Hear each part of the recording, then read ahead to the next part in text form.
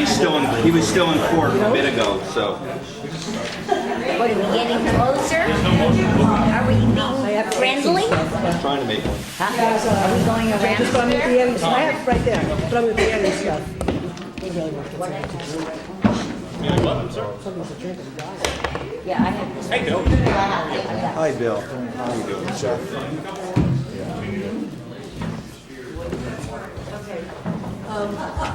Can everybody stand for the pledge? Oh, did we have a motion to open? Yes, we did. And Jason opened for the village? They don't know Yes. what it is. Jason. I pledge allegiance to the flag of the United States of America and to the republic for which it stands, one nation, under God, indivisible, with liberty and justice for all. Okay. Hi, everybody. Hi, Village Board. Pleasure to have you here tonight. Is this actually your guys' first meeting with us in the community center? I believe it I is. don't know that because I feel like I've had so many meetings in here, I feel at home. But I said, Jason, I think this is our very first Yes, it meeting is. that we're having together in the community center. Yep. We have the Community being the key word, right? Okay, so we need to add to the agenda for the joint town village portion. Thanks. For the joint town village, a quick discussion on this new initiative by the governor that just happened this week, and it's sort of time sensitive in a way, and it's called the New York Prize Microgrid. So Jason and I will update you on that and what that's all about. And we need to add the regatta to the joint town village portion of the meeting. So with that, can I have a motion to accept the agenda as amended? Do I have a second? Second? All in favor? Aye. Motion so So carried. move for us. Second, all in favor? Aye. Aye. Aye. Okay, so public input. If you're going to speak, there's the...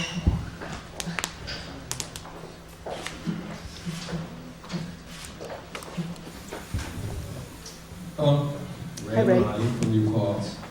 I was reading the paper about the upcoming bridge work on Carmine-Roberta Bridge, which I think is excellent. A couple of questions I had is if they take the bridge and replace it, how would we cross the bridge? What I can tell you, I'll just answer it real quick, even though we're not supposed to question and answer. The county has said the bridge will be open the entire time, so they have no intention to close it. So on that bridge work, I was on the New York Rising Communities Committee, and we did focus on the bridge, as well as a second bridge. A second bridge, I believe, would be advantageous at the fairgrounds, crossing over to Dressel Farm. They have a Dressel Road over there. It's not a very long distance to 208 there. Also, I think they should raise the roads. I think if someone actually did a survey, I could probably go do a survey and mark telephone poles as to the actual height. But from the road level at the bridge to Red Barn Road, which is at Ferrante's, that would alleviate people who need to get across to Libertyville Road, Albany Post Road, Gardner area. And then continuing that, the bridge road surface level to Mountain West Road, which would be advantageous for obviously the residents, public safety, and the tourists who want to get up to the Mohawk Mountain House and the Durham. We all see the signs around when there's a flood. They could keep the water flowing with a series of box culverts, which they've been down to Florida on 95. They cross through many flowing water areas that don't seem to flood. That's my spiel on the I'd like to ask people, as the weather warms, hibernating critters will be coming out of the wherever they're hibernating in. And obviously, the roads are the easiest place to get around on. So skunks, possums, all kinds of other little animals are going to be running around on the roads. So just watch when you're driving through eyeballs and, touch the right floor. Thanks. Thank you. Thank you. Anybody else want to speak to the public input?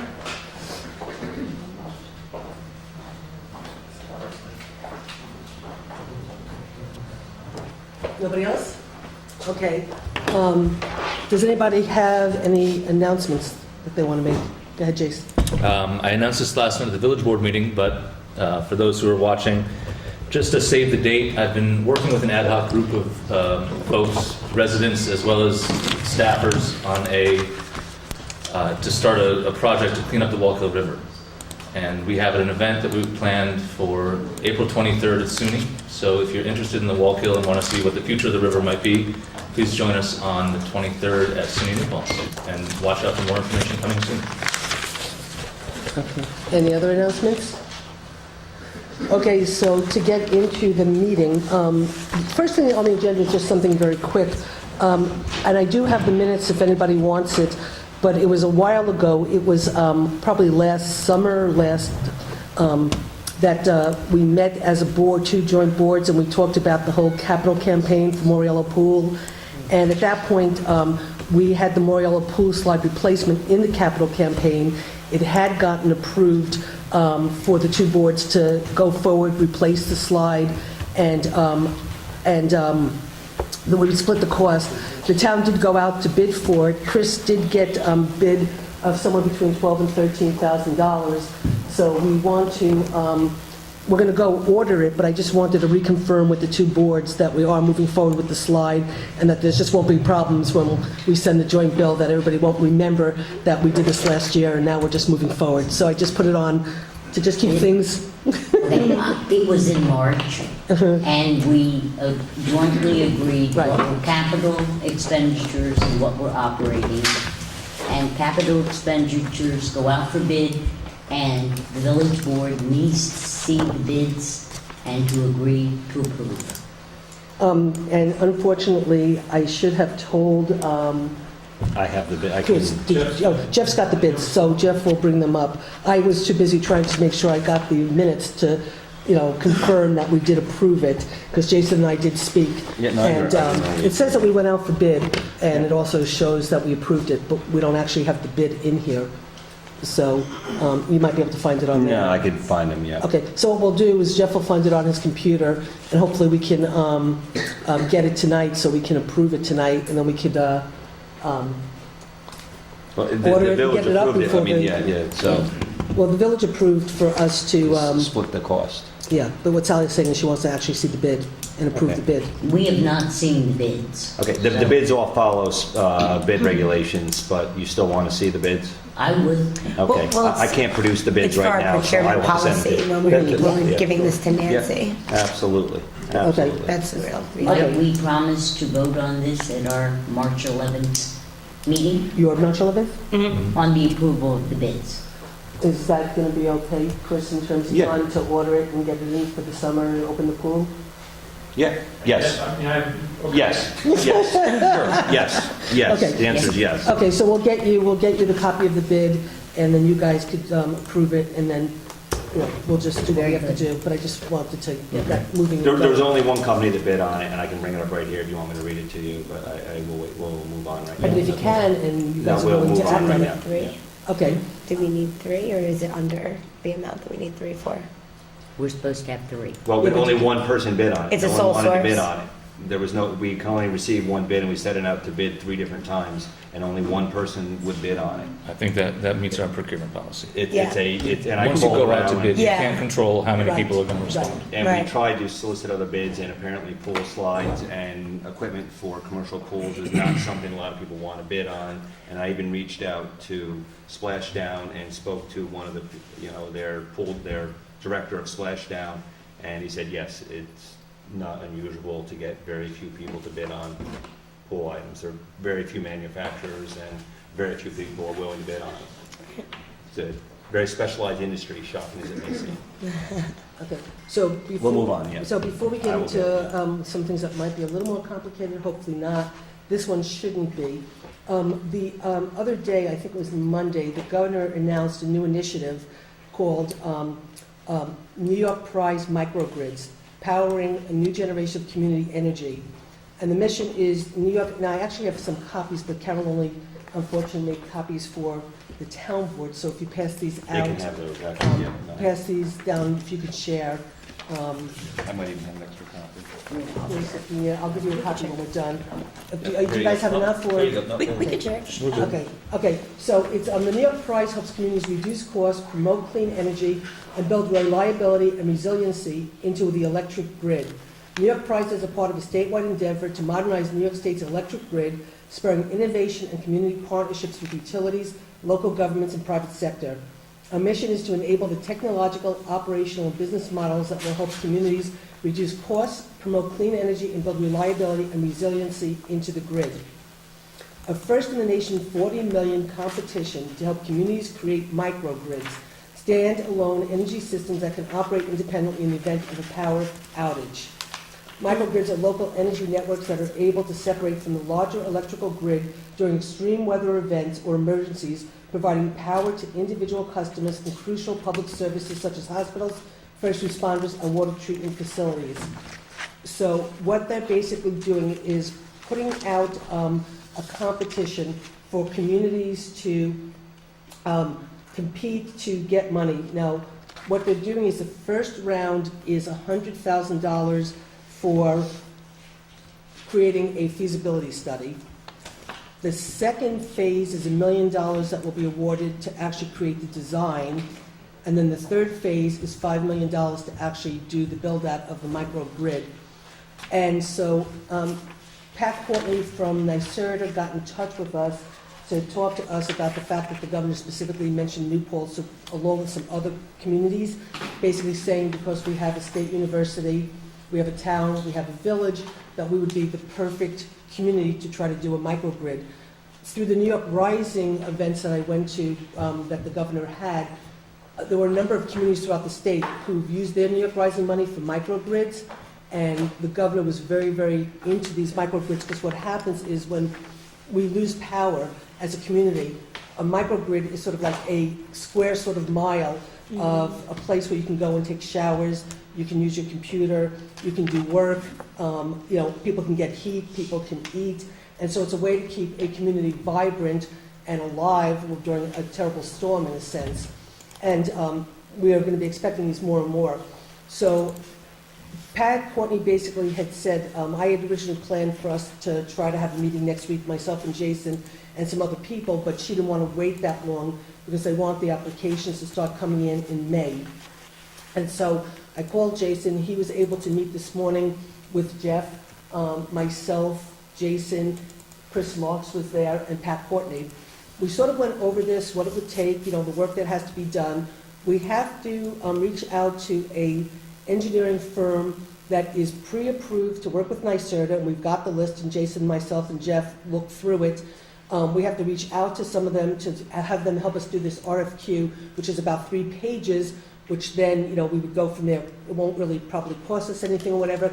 There's still work that to be done, but what Jason and I wanted to do tonight was bring this to your attention and then just ask the boards to authorize Jason and myself and our designated people to just continue to work on this and then bring it back to the board when we're ready to probably apply for the RFQ. So we just wanted to bring it to you, get you guys, to understand what this is all about, and then Jason and I will continue to sort of work on doing what we have to do to get the community to be able to apply for this and bring the college in, because they're going to be integral to this also.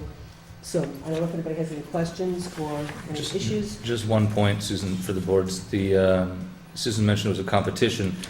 The 3 phases of funding are actually nested within each other. So there'll be X number of feasibility studies funded, a smaller number of the second phase funded, and an even smaller number of actual microgrid systems, that $5 million funded. So it is, you've got to make your way through 3 phases of grant applications to get to the actual microgrid. But we could, it seems feasible, sorry, it seems likely we could get a feasibility study given the nature of the project. And I actually think that it's really feasible. Not only will we get the feasibility study, but we'll get the second and third funding because we'll put together such a good plan. Has the school district been reached out to on this No, yet? this all the college. the college, and then potentially we could reach out to the school district. I mean, it just seems to me that in terms of making us more of a viable, Yeah. you know, candidate for the money, Well, having more, Yes and no. I It could mean- make us more viable, it could make us less viable, because we might not be able to pull it off well, together. depending on the affability to the idea. But I think, you know, just having more Yeah. government agencies involved generally gives Absolutely, I mean, because if we did the microgrid include the middle school, which would make sense kind of Yep. thing, and absolutely, the more we consolidate our working together with all of these different entities, the greater our chances will be. It's just Absolutely. that there has to be a willingness to work together. Oh, So we absolutely, have to yeah. reach out to, I do know that the college facilities, somebody from college facilities was on the conference call with Pat Courtney, Okay. assessing information, so the Was it college. John Shute? I don't know, I have to find out, she was gonna Okay. double I check, think they had it's his emails, assistant. and she, Okay. and she was gonna go back and look, is John still there? Yeah, John Shute. Okay, good, was still good, yeah, I'll the reach head, out to yeah. John and stuff, so somebody was on the call, hopefully it was John, which means they are interested in this. Right. And the, That'd be a good- and the governor good indicating specifically factor. mentioned that we have a SUNY system, so he really wants to see the college, the town, the village work together, and if I we could imagine bring the so. school district in a way that we can all work together, that would be phenomenal, so. And if you drill down in the site alignment area on it, another partner we do have to get is, and Jason can probably fill in a little more, or Susan, is Central Hudson needs to be brought in also. They're a Okay. critical partner, they also have to agree. But if And- you drill down actually on the map and you go to Hudson Valley, they actually do highlight New Paltz and Central Hudson as one of the little spots on the map. And the map only has about 30-some spots on it, and New Paltz is actually highlighted them. by the state. And So- actually, Jeff brings up a point, because they want the utilities as a part of this, because obviously it's a microgrid and they provide the electricity. And actually, Central Hudson, when asked where the weakest links are in different communities, Central Hudson actually said New Paltz is the area where they identified that they believe this microgrid would really serve our community well. And Central Hudson actually specifically identified New Paltz, which gives us even that much more of a leg up in terms of having Central Hudson want to be a partner with us also.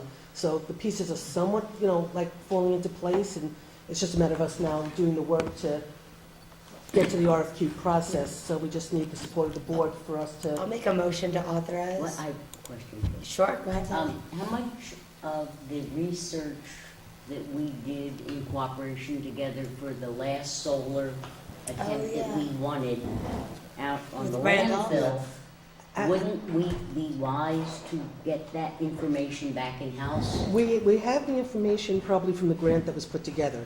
So we probably have it, and we can bring it to the table. What Chris, though, pointed out at our meeting, which I had forgotten about, was we had done, before we knew we were going to have to move town hall at the last minute, we were doing a lot of work, which, the village board knew about, to sort of look at the potential of an EOC and bring together the fire, the police, the rescue, town, justice, and potentially talking to the village. So there was a lot of work that was done on certain needs that Chris said we have. So that stuff will actually be very, very accessible for us relative to this thing. But yeah, Sally, we could go back and look at the grant and see where and how that And helps. see how that Yeah, plays in. The yeah. other thing is that we have a major solar producer in New Paltz, Anthony Sakari. That's right. We should be using his expertise to Yeah. feed in. Third question, what's our share of the startup? There's no startup right now. What it is, it's mine and Jason's time. What we have to do is look through the list. We already looked through the list. We have to reach out to a couple of the engineers that are authorized by NYSERDA, see who's got expertise in microgrids, and then call them in and talk to them, do a couple of interviews to see who we would like to work with and who would be willing to donate their time to help us with the RFQ, and then go from there. So right now, we're not being asked for any money. Well, be helpful. Yeah, so we're not asking for any money, we're not asking for anything other than bringing you guys up to date that this just happened this week. We pulled together a meeting very quickly. Pat Courtney was really happy that we all came together really fast. And so it's just a matter of bringing everybody up to date and then have you authorize Jason and I proceeding to do the background work that we need to bring back to the boards. And actually, Sally, this is actually beyond like an Anthony Sakari. This is actual engineering firms that actually have electrical engineers. It's an IFQ. It's an invitation for a quote or a request for a quote. This is Qualifications. qualifications. RFQ, yeah. Yeah, so this is actually getting someone that, it's electrical engineers, it's designing actual, real functioning grids. It's beyond our engineering firms that we have locally. That wasn't my point. I think when you have community people Mhm, who absolutely. pay taxes into this community and have expertise, Well, it's always techni- wonderful to ask them if they wouldn't like to volunteer some of it. I don't disagree with you, but technically he lives in Gardner and pays taxes in Gardner. He lives in Gardner and pays taxes in Gardner, but he does pay our school district taxes. They're in the New Paltz Central School District, so Yes. Also, Randolph Warner was at Village Hall on Monday and spoke to the EPC, and he did bring up the solar initiative you guys were working on. I was not on the board yet, and he did state there publicly and said to me as well that he would like us to maybe reevaluate that. He says that in his belief, a number of things have changed since that last happened that would make that a more feasible thing, and he showed a lot of interest in, at the very least, to look at it one more time.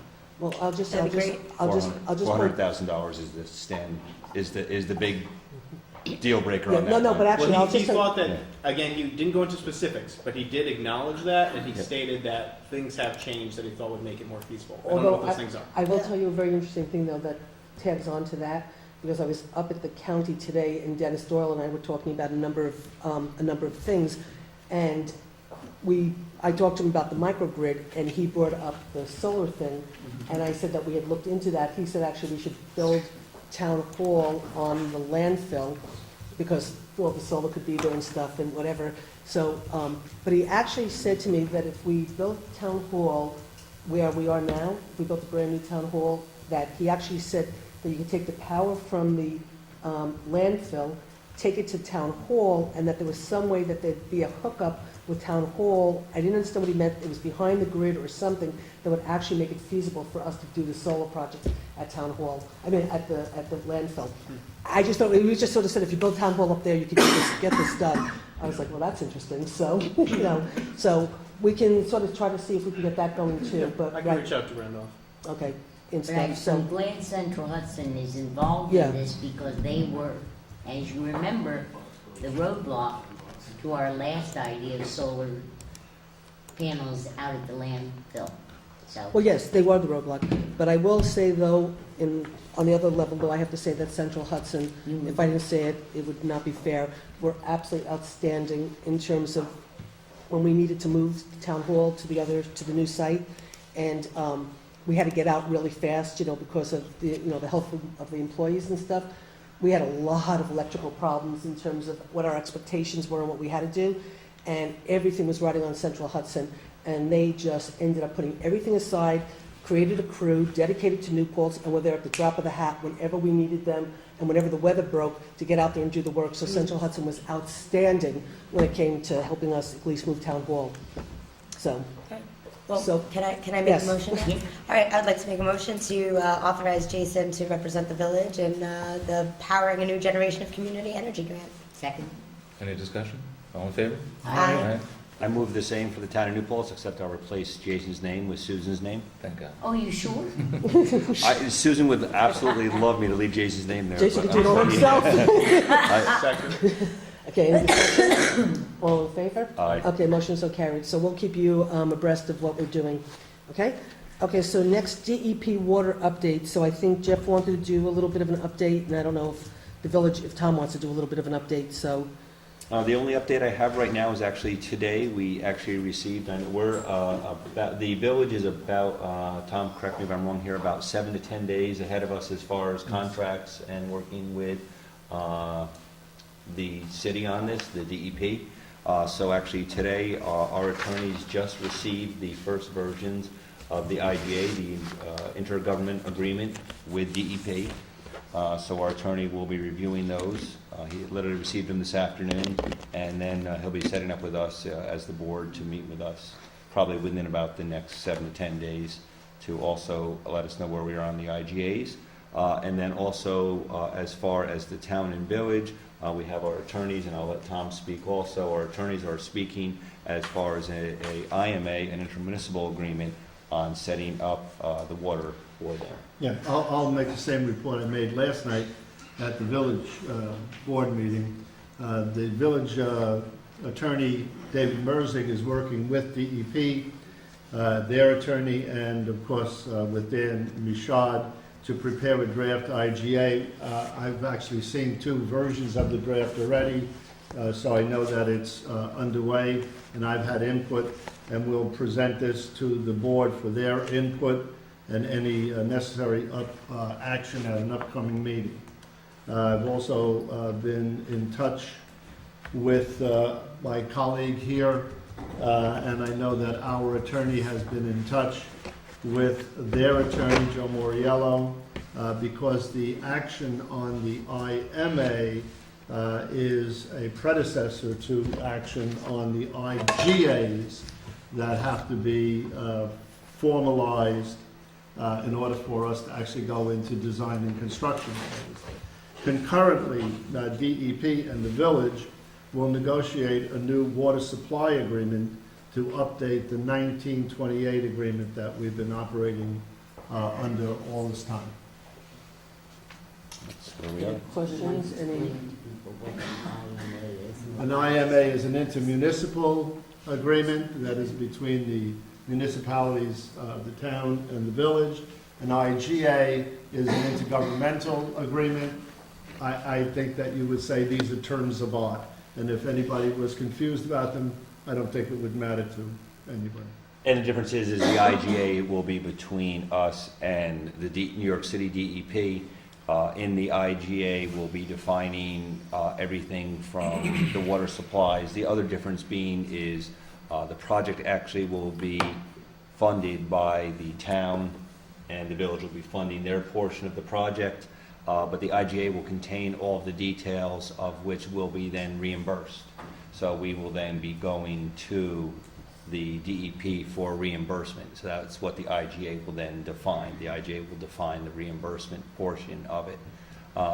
Also included in that will be how we sell water to the village, how we set up everything that we do with the village in the IGA. So again, No, we that's just... the IMA. No, that would be the Oh, the IGA. IGA will Okay, so also be because- defined, right. because they also do have an interest Right, that we are right. providing water, Right. so to make sure that both the people in what are town districts and both the village is not run short of water. So they want to guarantee that we will not short the community of any water. And so that will also be defined, the amounts of water that they'll be getting. So again, we just got our first drafts today. I have not even had time to read them. I got them this afternoon after we had that meeting. Okay. So I haven't even After I looked at ran them. I know around. Joe Moriello received them at the same time. And so as we look at them and Joe looks at them, we'll be able to give you more updates and more information. So does anybody else have any questions? Everybody okay? Okay, so moving right along, want to do sewer next? I'll let you. Yeah, I'll do that. Yeah, I'll let you do that, and then I'll fill in about my conversation with the DEC. So go ahead, Jason. Losing my microphone. Yeah, I'm fine. So what I'd like to bring to the town board, everyone I think already knows this, but for the public's benefit, this is a concept I brought to the village board, and the village board is now approaching the town about this potential option for the sewer at South Putt Corners corridor, the industrial development corridor that we want. The gist of what the village board has agreed might be a good idea is threefold, really. One would be not requiring annexation for extension of sewer service, which is something that the village code now currently requires, which is a conversation we can have another time about why we require that. Suffice it to say we do, and we're willing to waive that in the circumstance. And that the centerpiece of it is that the proposal that the town, instead of paying to have a separate sewer plant out on Putt Corners for that industrial corridor, instead hook up to the village system and provide not only enough capacity for that industrial corridor, but also for some infill development in the village in future years. Now, I spoke to Dave Klauser several weeks ago, and he told me that the full build-out of South Putt Corners would require approximately 350,000 gallons per day of sewer. That's at maximum capacity, full build-out, which will take decades, obviously. The village already sets aside 50,000 gallons per day for South Putt Corridor, which is really only used by the Frito-Lay building. It's about, I think, 3,000 gallons per day. Excuse me. I have the village engineers working up a cost estimate for the village board's purposes as well as a capacity report on our existing plant. And as soon as those drafts are final, I'll pass those on to the town board. But I thought it would be good to bring this up at a joint meeting just to see if conceptually the town board is in favor of this and see if we want to move forward from here. So I'll just jump in. When we were doing this South Puck Corners feasibility study, which was a feasibility study, and no decisions had been made to move forward on anything, I was very clear that I had always said that the town, my belief was that the town should take sewer 6, pump it down into the village, and that we should be working together with the village to create one sewer system that works for all of us. So it's what I wanted 3 years ago. So I'm really glad that out of all of this controversy, maybe this got us to the table for whatever reason, something good came out of something horrible. So I certainly support it. Before I report on the update since Jason and I met, I just want to know if Dan and Jeff are on board. I mean, I spoke with Jason about it. We had a good conversation. I'm certainly on board. I mean, I think it's really important if we don't have to create additional infrastructure and we can use existing structures, why wouldn't we do that? It's pretty simple. So Jason, I knew Jason had reached out about this idea, so I wanted to meet with Jason and Dave Clauser before this meeting, just so we could work out some details and questions I might have had, like, if there were going to be strings attached, or different things or whatever. And so the three of us met for lunch on, I guess it doesn't really matter what day it was, but we met for lunch this week. I think it was Tuesday. Talked about everything. So the one thing that I had pointed out to Jason was that when the town board authorized Dave Clauser to develop a new plan for sewer 6, so we could replace sewer 6. At that time, what happened was Dave and I went to the DEC, we presented the idea for sewer 6, and what the DEC said at that time was, we don't want you replacing sewer 6, we want you to turn it into a pump station, we want you to go down to the village, pump it under the throughway sleeve that's already there. And I said, well, that's a little bit of a problem because there's an annexation law, and, we can't annex from, North Ohio Road down to the village without everybody's consent. And I went and spoke to Jason, and it didn't really go anywhere. And what they also said at that meeting was they really actually didn't want us to actually build with the village on site at the existing sewer plant. What they actually really wanted us to do was on Huguenot Street, higher up, past the golf course, there's some land up there that's higher ground. And what they said what they wanted was really for this town and the village to create a new sewer plant, state-of-the-art solar plant, very similar to a plant that they have in Ellenville and Warsing that's very successful. So I had said to Jason when we met and talked about this, in terms of tonight's meeting, I said that what we just needed to do was find out from the DEC what they will allow us to do. Can we go forward to help add capacity to your existing plant? Also in the New York Rising meetings and money, there was money that was put into New York Rising to harden, the village sewer plant and stuff, so there's that opportunity. So I said, let me call the DEC, the head of the DEC, find out what they're thinking. Will they let us expand, or do they want us to build a new plant? So I did call the DEC today. I did speak with the head of the DEC for our region, and I said to him, I don't know if you know this, because he's relatively new. So I said, do you know about, North Ohioville Road? Do you know about the village sewer plant? He knew stuff slightly. I explained the whole dynamic. I told him what we were looking to do, and said that we would like to meet with the DEC sooner than later because we have a lot of projects that are in front of our planning board that are looking to build sewer. And so we have money from these other developers to help give the infrastructure to build the capacity and take care of the village problems. And, so we don't have a lot of time to whatever. So he basically, Jason, I didn't get a chance to call you. He's available next Friday, all day long. He's pretty free. He's available Wednesday or Friday, but Wednesday's a tighter day for him. But Friday he's available all day, so I said that I would bring it up tonight, that if you and I, whoever else needs to come, maybe we bring our engineers, I'm not sure, but that he would... You should. So he said that I told him I'd call him tomorrow to confirm next Friday, assuming that you were free, and you can talk to, Dennis Larios, and I can talk to Clauser, and we can set up a meeting with the DEC so we can move forward on how the DEC wants to work with us to solve our joint problem. So, Let's talk tomorrow when I have time to talk to Dennis, see if Okay. he's free as well. and I'll talk to Dave, and then we can I just don't have my coordinate calendar stuff. with me, so. So I actually specifically brought mine tonight because, but anyway, so if that's okay with everybody, so the DEC knows that this is a priority. I think they're gonna wanna help solve this together. Today, when I talked to Dennis Doyle, we talked about this too, and he said that he doesn't wanna see 4 packaging plant, 4 public water, he doesn't wanna see 4 public wastewater systems built in New Paltz, and that he was really happy to hear that we were looking to see how to solve the problem together. So, we're all on board, and we'll just proceed to just keep going down the road, and we'll have a meeting with the DEC, and then we'll report back to everybody and go from there. Is that okay with everybody? You Yeah. don't need a motion to meet. We don't think we need a motion. But No? I do, Susan, I don't think maybe the community understands. The village is very concerned for the entire community, and it is also very concerned with the situation that the town, our colleagues, have found themselves in with the public over the last several months.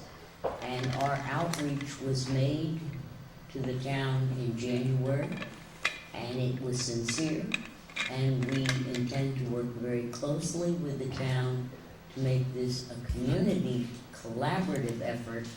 And as Jason pointed out, we are not requiring annexation, nor, we hope the town is even looking at this incorporation. This is a shared service. This is something we're gonna do together as 2 boards for the benefit of the community. And thank you, town, for accepting our offer. Well, thank you for making the offer, and now let's see how we can just pull this off. So it'll be good for the community, and maybe this will be good. Okay, so moving right along, let's do the comprehensive plan next, and I think I'll turn this back over to Jason again, because we also have had conversations about this, and I know that the village board discussed a new option last night, and so Jason spoke with myself and Jeff today about it, and we were pretty open to it, so, It was your idea, wasn't it? okay. It was actually Sally's I'm idea. so sorry. let her- Okay. This was my crazy idea. Wasn't so crazy, Sally. Since, well, I'm really hoping that we can keep this momentum going, working together. We have been sitting on the idea, no one's fault, of doing a joint comprehensive plan. We thought we were well on the way of a collaboration, and through no fault of either board, what we were hoping would be accomplished wasn't. And so we agreed to try again, and we interviewed, I think in October, 3 planning consultants to be invited, jointly funded, to do a joint comprehensive plan. But given what happened to the town with all of the problems with town hall and all of the things that they had to face, we sort of fell apart. And so in thinking about all of this, and unfortunately the village has lost our planner through no one's fault. She needs to return to Georgia for personal reasons. And so I was thinking about all of this and thinking, why bring an outside consultant in when maybe, since the village has a planner and now must find a planner, that maybe in the best interest of all of us, we might think of hiring a joint planner together. We would be the employer, we would have an IMA with the town. The town would have 2 members of its board on the hiring committee, and the village would have 2.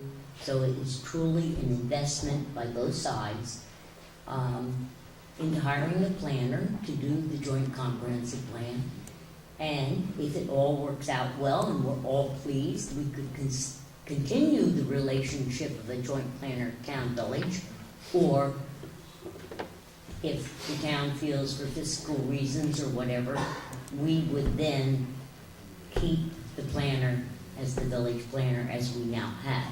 So that was my thought and my idea, and that maybe we should dispense with the idea of an outside person and I think from the last time the two boards talked, we thought $100,000 split, shared 50-50, would cover both the salary of the planner and benefits and all of the ancillary things that might be needed to do a full comprehensive plan for New Paltz. So, Did I miss anything? I think it's, let Well- me just clarify one thing, because it got lost in the litany. Well, correct me if I'm not summarizing this correctly. You go ahead. We need a planner, obviously, we want to replace Brent. So it would be a village employee, and then we would have an IMA with the town for master plan services with that employee. So it wouldn't be, Susan wouldn't have to supervise the planner, it would be a village supervised position that would be a joint project with the town on the master plan. Is that But to accurate? clarify it even further, I am suggesting that the two boards do the hiring Yes, together. and I mentioned that this morning to Okay, yeah. Susan. and Yeah, Jeff. and So- I just want to make sure I got this clear too, because there's two different pieces here. Sally was saying split, I'll just make it up 100,000, and what Jason is saying, which I thought we discussed, which is there would be a billing arrangement Yeah. for, well, that's different. We'll have to work out the But I'm numbers. with you, Yeah. but I don't want to, because I believe I would see the planner spending majority of the time, as I would want them to, on village projects, and there would be time they would spend jointly on the master plan. It would be for which one, a we would major have an project. IMA Yeah. to which bill, Right. and even Sally, I appreciate us wanting to have two, but I picture them spending more time. I would even be fine with just having one person in on the interviews, and it would really be a village employee. That would make sense for an odd number of people. Right, you know, and I said, and I'm fine, but I think one would be more than adequate, because it's really gonna be your employee, and then and you would bill us. But I I'm- also And the know- devil's always in the details, Yeah. so So- we'll so- work out But the. But I don't wanna also share. know that people play better together if it's an equal playing field. Well, you know what, we did have a conversation this morning with Jason, and so what Jason presented to us was a little, I mean, we had heard about your idea about the two, about a sharing one. Jason had gone a little bit further in the sense that he felt that there's enough work in the village for a planner, for the village to have their own planner. So what Jason had suggested this morning, which Jeff and I actually had sort of liked the idea, so it's a little bit of a, you know, that it's the village planner, but we do, you know, the comprehensive plan together, but there's some more we have to add to that too, so, that I'll go to in a second, but we do the comprehensive plan together, so it's a project, we give some money towards the planner for working on the concept plan, so it's not like we're splitting the salary, where, you know, like Jason said, we're not the employer, we don't want to be an employer, we are not looking to hire a planner for the town, We split the Okay. cost of this project. and so we're splitting the Yes, cost yeah. for this, Yes. well, or maybe project. not even split the cost on this project, because there's some more details, but we'll work that out, and the devil is in the Right. details. So we were supportive of that idea, we like the idea, but let me just add, the town spent a couple of years ago, $70,000 on a master plan, okay? The town didn't adopt it, but there's still a lot of good things that came out of that master plan. There's a lot of maps that were really valuable, there was a lot of work that was really valuable. And so it's $70,000 worth of work, so where the town is at, now portion of the comprehensive plan is way ahead of where you guys are, Right. where you have an old comprehensive plan where you have to start from the beginning. It's only 20 years old. Right, 20, but ours is only about 6 years old, right? Okay, but it never got adopted. So what we were thinking, what I was speaking with Jason about when we were talking was, we got a hold of our comprehensive plan, Carol made up DVDs again, even though she did it 3 years ago for the planning board, whatever. We can get them to you guys if you want to look at them. So we sort of already have a lot, and the town board can start to look through it and see what we don't like about it, but what we do like about it and want to keep. So I think we can really hand that over to you guys after we vet it a little bit. You have a real basis for the town portion of the master plan. Then you start really building your portion, which is going to be a bigger part of the project, more expensive, more time intensive, but then start to like marry our plan in, and then we start to tweak our plan. So I think we won't be putting in as much potentially towards the working of the plan, because I think we have less to do than you do. But again, we can work that all out. And then when we talk with Jason, what was we said that, look, since it is your employer, you know, you should be doing the interviews, but yes, one of us will sit in to make sure we're comfortable with whoever you're hiring. And so, you know, we can sort of So, work out the The point details. is Just not about to that. work out the Right, details right. now, Yeah. but whether we, as two boards, Mhm. are in agreement to do Yes. this together in whatever way we want to tweak it, That's right. Sure. and that you have an investment in the Absolutely. hiring, and then we'll go from there. Right. Okay. That's all we need to agree on. And I like the idea, but just to make sure I heard this correctly, you guys would mind the prospect of us sitting in on an interview and then us potentially swaying a decision and then us not going in on the planner and you're stuck with the planner that. That's why it's one of you and two of us. Okay, just checking. There was a reason, Dan, there was a reason for the math. Yeah. There was a I was reason. much more faithful, Dan. I thought it should be 2 and 2, and that you all could do a nice playing job together. But we all of understand, that is up to you. I'm glad you like the concept. I'm glad that we can move ahead on this, and I mean, this kind of was the original idea when Yes, we when we were using embarked on a joint master plan, was that the village That's planner right. would be the one to. right. Right. So, do Do you the work. want a motion on this? Well, I think all we need is a I motion. want to say just Sure. one more thing. We've alluded several times to this being cooperative. It's not just being friendly. Yes, right. We would have an IMA between the town and the Absolutely. village. Yes. That will work out the details I think we already have before one, we right? do I anything. think we already have We one that we just probably need to already tweak. have. But we need to formalize Yes. this Yeah. agreement. So what we're doing now is agreeing in concept to go forward to develop a Yes. formal plan for carrying this So, out. do we Yes. want to authorize our attorneys then to draft this plan, or? That's Well, fine I with me. That might be moving a Too little fast, fast, yeah. I don't know. Well, just even I- the first part of it. Well, I do know, well, let me fill in on this part too, is that we got 42 applicants for the position. And we've narrowed it down to I think 4 or 5, 4 candidates that we'd like to interview. So those resumes, we can make those available if you'd like to look through the stack. Yeah. But You wanna maybe include the just other the first 38. step is to Yeah. get the town board member who's going to be on the interviews designated. And then we can schedule the interviews and get that ball rolling. And while we're doing that, we can work on the parallel track of the IMA. Well, I think I agree. I mean, I think, like, look, you're going to hire a planner regardless. So you hiring a planner shouldn't be held back by us working out the details of a comprehensive plan. So you need to move forward. We'll be a part of it to make sure that we're happy with the So person. which one of you wants to do this? I think Jeff would be more than happy to do it. Only if you accept this is the 2011 master plan and you're in charge of making all the copies and getting them out to everybody. Will you accept that? Or Sally, you accept it and just make the copies? That's the disc. That's the our- that's our- 2011. that's our the master full plan. right there. That's our comprehensive master Yeah, plan. That's the plan right there. There is We'll a- deal with we'll deal with all the copies. about 20% of it is actually good information. The other 80%, if you ask my opinion, is complete garbage. But that's why we didn't ever enact it. So there is some very good information in So there's that. about $20,000 worth of so yes. information that Jeff believes in right there. So we don't lose track of Yeah, this. I so- want it very clear. There needs to be a town board member. So I will be the point of contact then. Mhm. Yes. Move I- that as a motion. Okay, so I'd like to move that Jeff Logan, Deputy Supervisor Jeff Logan will be the point of contact with the village in terms of moving forward with interviewing a planner for the village. Sir, Any discussion? You want to decline? No, thank you you. vote no in favor. All in favor? All in favor? Aye. Okay, motion's so carried, and I don't Thank think you. you guys have to do anything, And right? I think Jeff has a very good point, parallel. We could take the IMA that we worked out Mhm. That's right. formerly and have our attorneys sit together and Right. tweak it. Yeah, Absolutely. I don't even think we necessarily, for the We're not, moment, Jason, I attorneys. believe is correct. We're not quite there yet. Yeah. but Yeah, but I- yeah. we But we will. do, I mean, we already Yeah. have an IMA that we already agreed to use your planner. We already had it vetted, we already signed it, so we just need to at some point bring that back out, look at it and see what we need to change. I mean, the dollar amounts are gonna change It in will there and need to stuff, be so. tweaked. Yeah, Yeah. yeah, but a lot of work We already have went the into it, basis which to run was, off. Kevin, Barry, and Tom spent a lot of time on that. Mhm.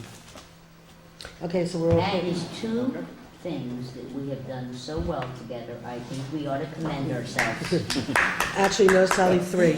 Let's hold our. We thought 3. For those who are keeping score, it would be 3. But It's that's a what we got. microgrid, it's a GEP, water, it's a sewer. Okay, so. It's and the one meeting, comprehensive folks. plan. It's not a streak yet. Okay. Well, it's on the move.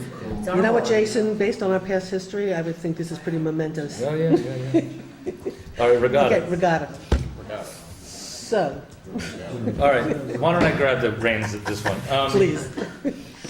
So last night, the village board did our part in approving the event itself and approved the transfer of the remainder of the regatta money to the new committee. The board also discussed at the Regatta Committee's request, discussed the option of the village covering the regatta under our insurance policy. The board voted not to do that, hoping the town would take that on, and your role now is the kind of master of ceremonies for all public events. Parades, parades. only. Parades, yeah, Parades. that's right. I was trying to be flippant and funny at the same time. I know. I picked The up thanks, Dan. Though and please correct me if I'm wrong, my colleagues on the village board, we all want to see the regatta happen, and we just got to find out how did we get it insured. Is really, I think. And I think the issue has always been is the town's always approved it, the village has always approved it, but at no time has the town, or has it ever been the town's responsibility, and I won't speak for the village, but nor do I believe it's the village's responsibility, but that's it's up to you, you're the board, to provide insurance protection for property loss or bodily injury to any event. We have never insured any event for a parade. We just never have. We are more than happy to approve events, whether they pay an application fee or whether they pass the fee on. I see we have Kathy here. We're having the fee passed on to Kathy, but it has never been the town to open itself up to the exposure of insuring any events. We haven't done it in the past, and as far as this board's concerned, I'm going to speak to this, Jeff, Can we actually because let we Kat- have a joint board decision. Oh, Would it be all right if we let Kathy speak? Yeah, I'd like to add something, please. The village has, I'm standing up for Teresa Paul tonight, so I may not have all the facts, but the village has always paid Right. the insurance. It's a rider. How much is a rider? Do you know the cost Nothing. of the rider? Nothing. The rider, how much does the rider cost? It doesn't cost us anything. That doesn't, not for the event in the Okay, river. so it's been 60 years since the regatta started. There's not been one incident. This is a town and village event that people love.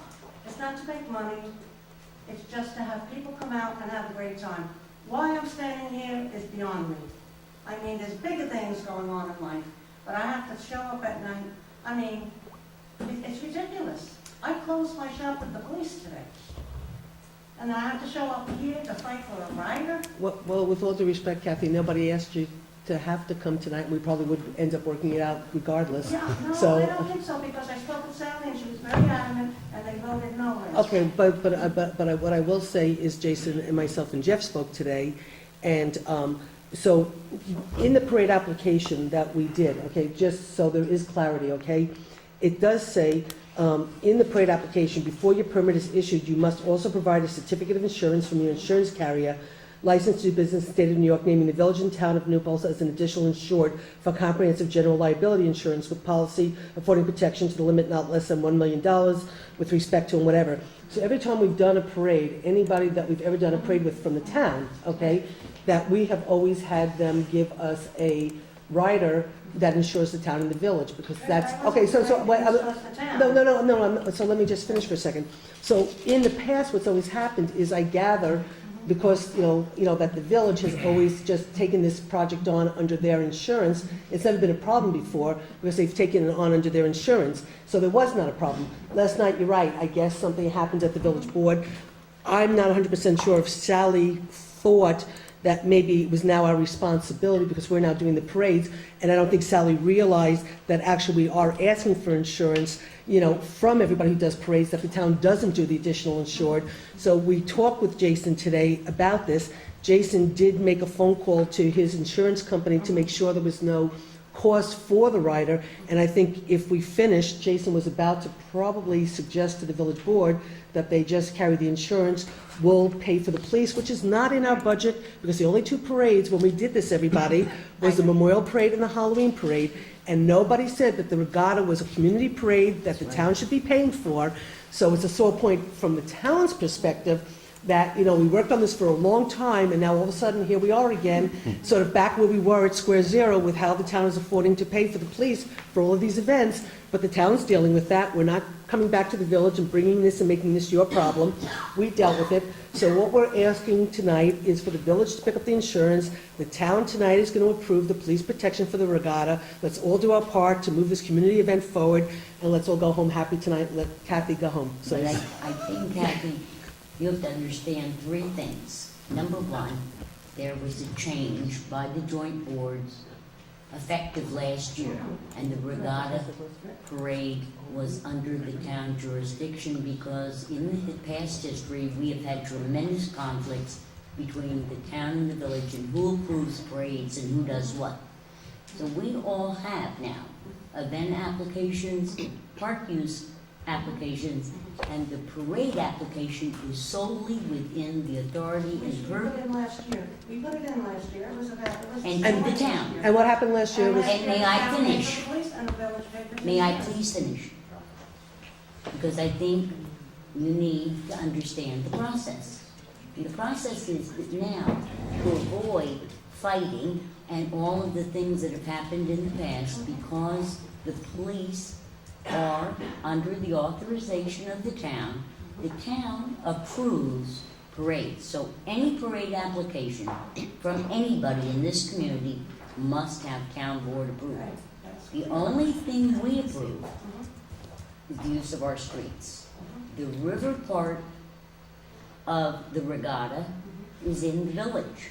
That's covered by our insurance. Okay? So the only question is, and now Susan has clarified what they're requesting.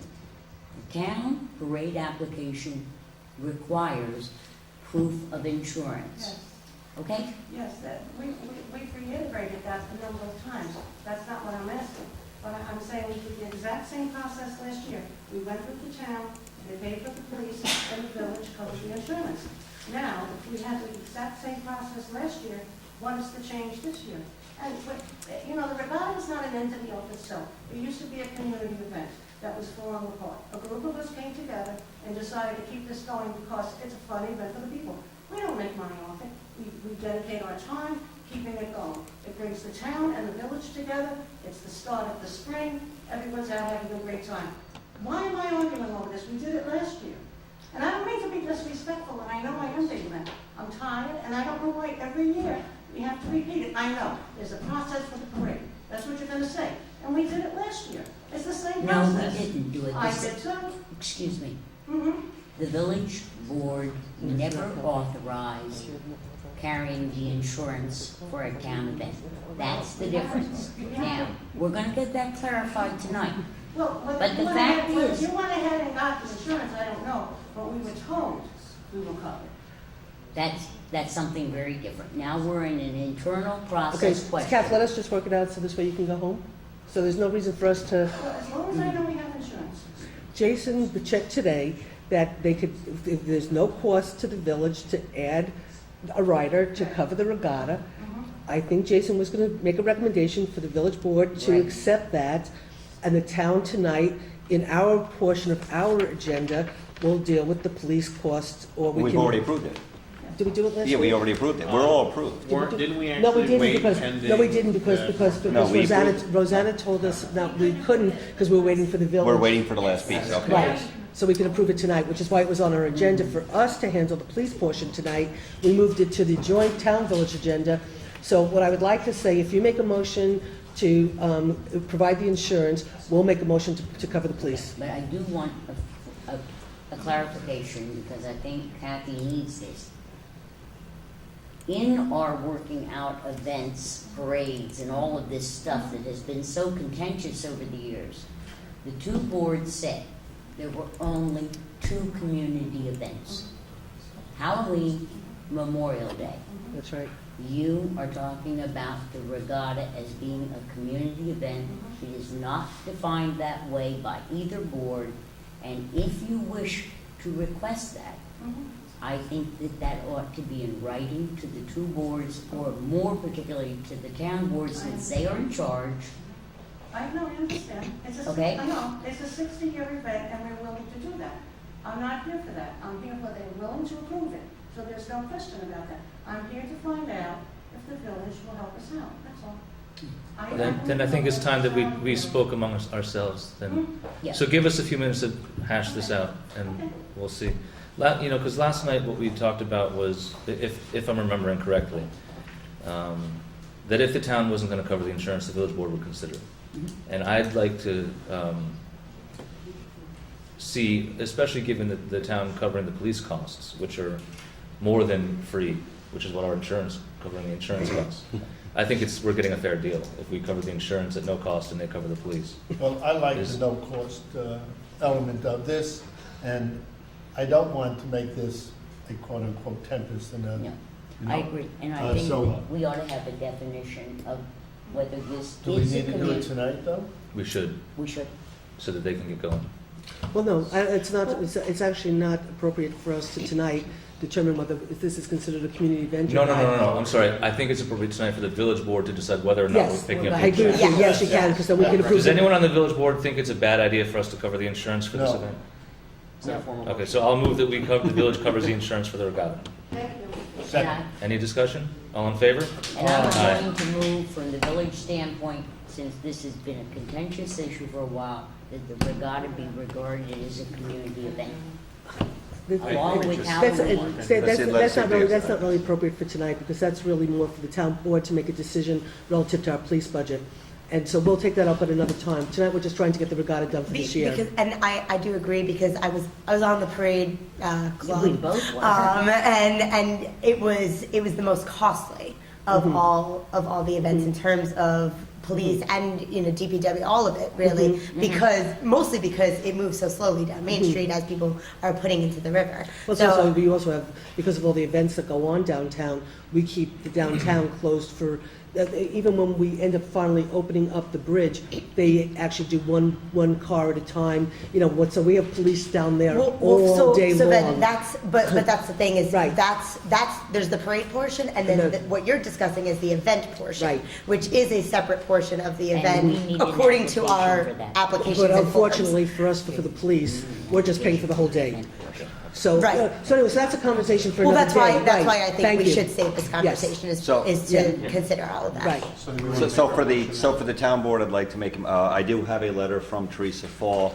The 100% of the funds they do raise, both through the duck race and both through the sale of food, which, Kathy, I don't believe they'll be doing that this year, though, but there will be a, No, that was donations.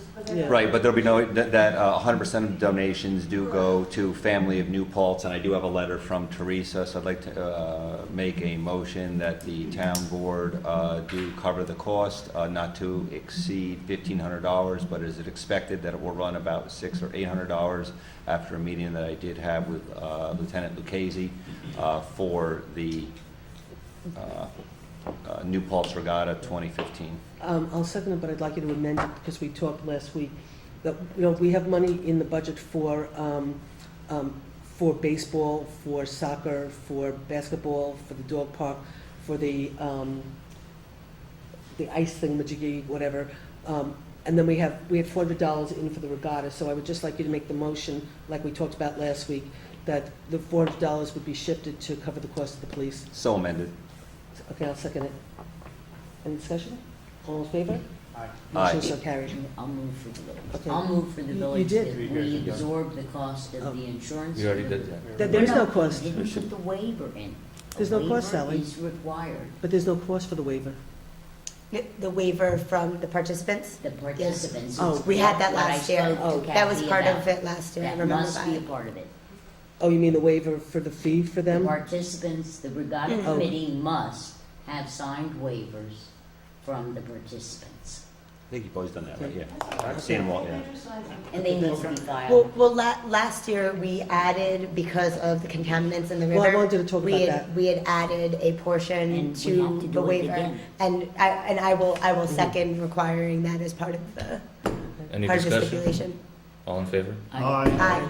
And having been a certified judge of the regatta boats, I can testify we would not judge any of the boats until they had signed all the waivers at the Certified official judge. table in front of the Can I see village your hall. certification? I think I lost it that day. only thing I I've done it do- several years. The only thing I do want to talk about is, though, because we have gotten some calls from some people, but I'll wait till Sally and Jason.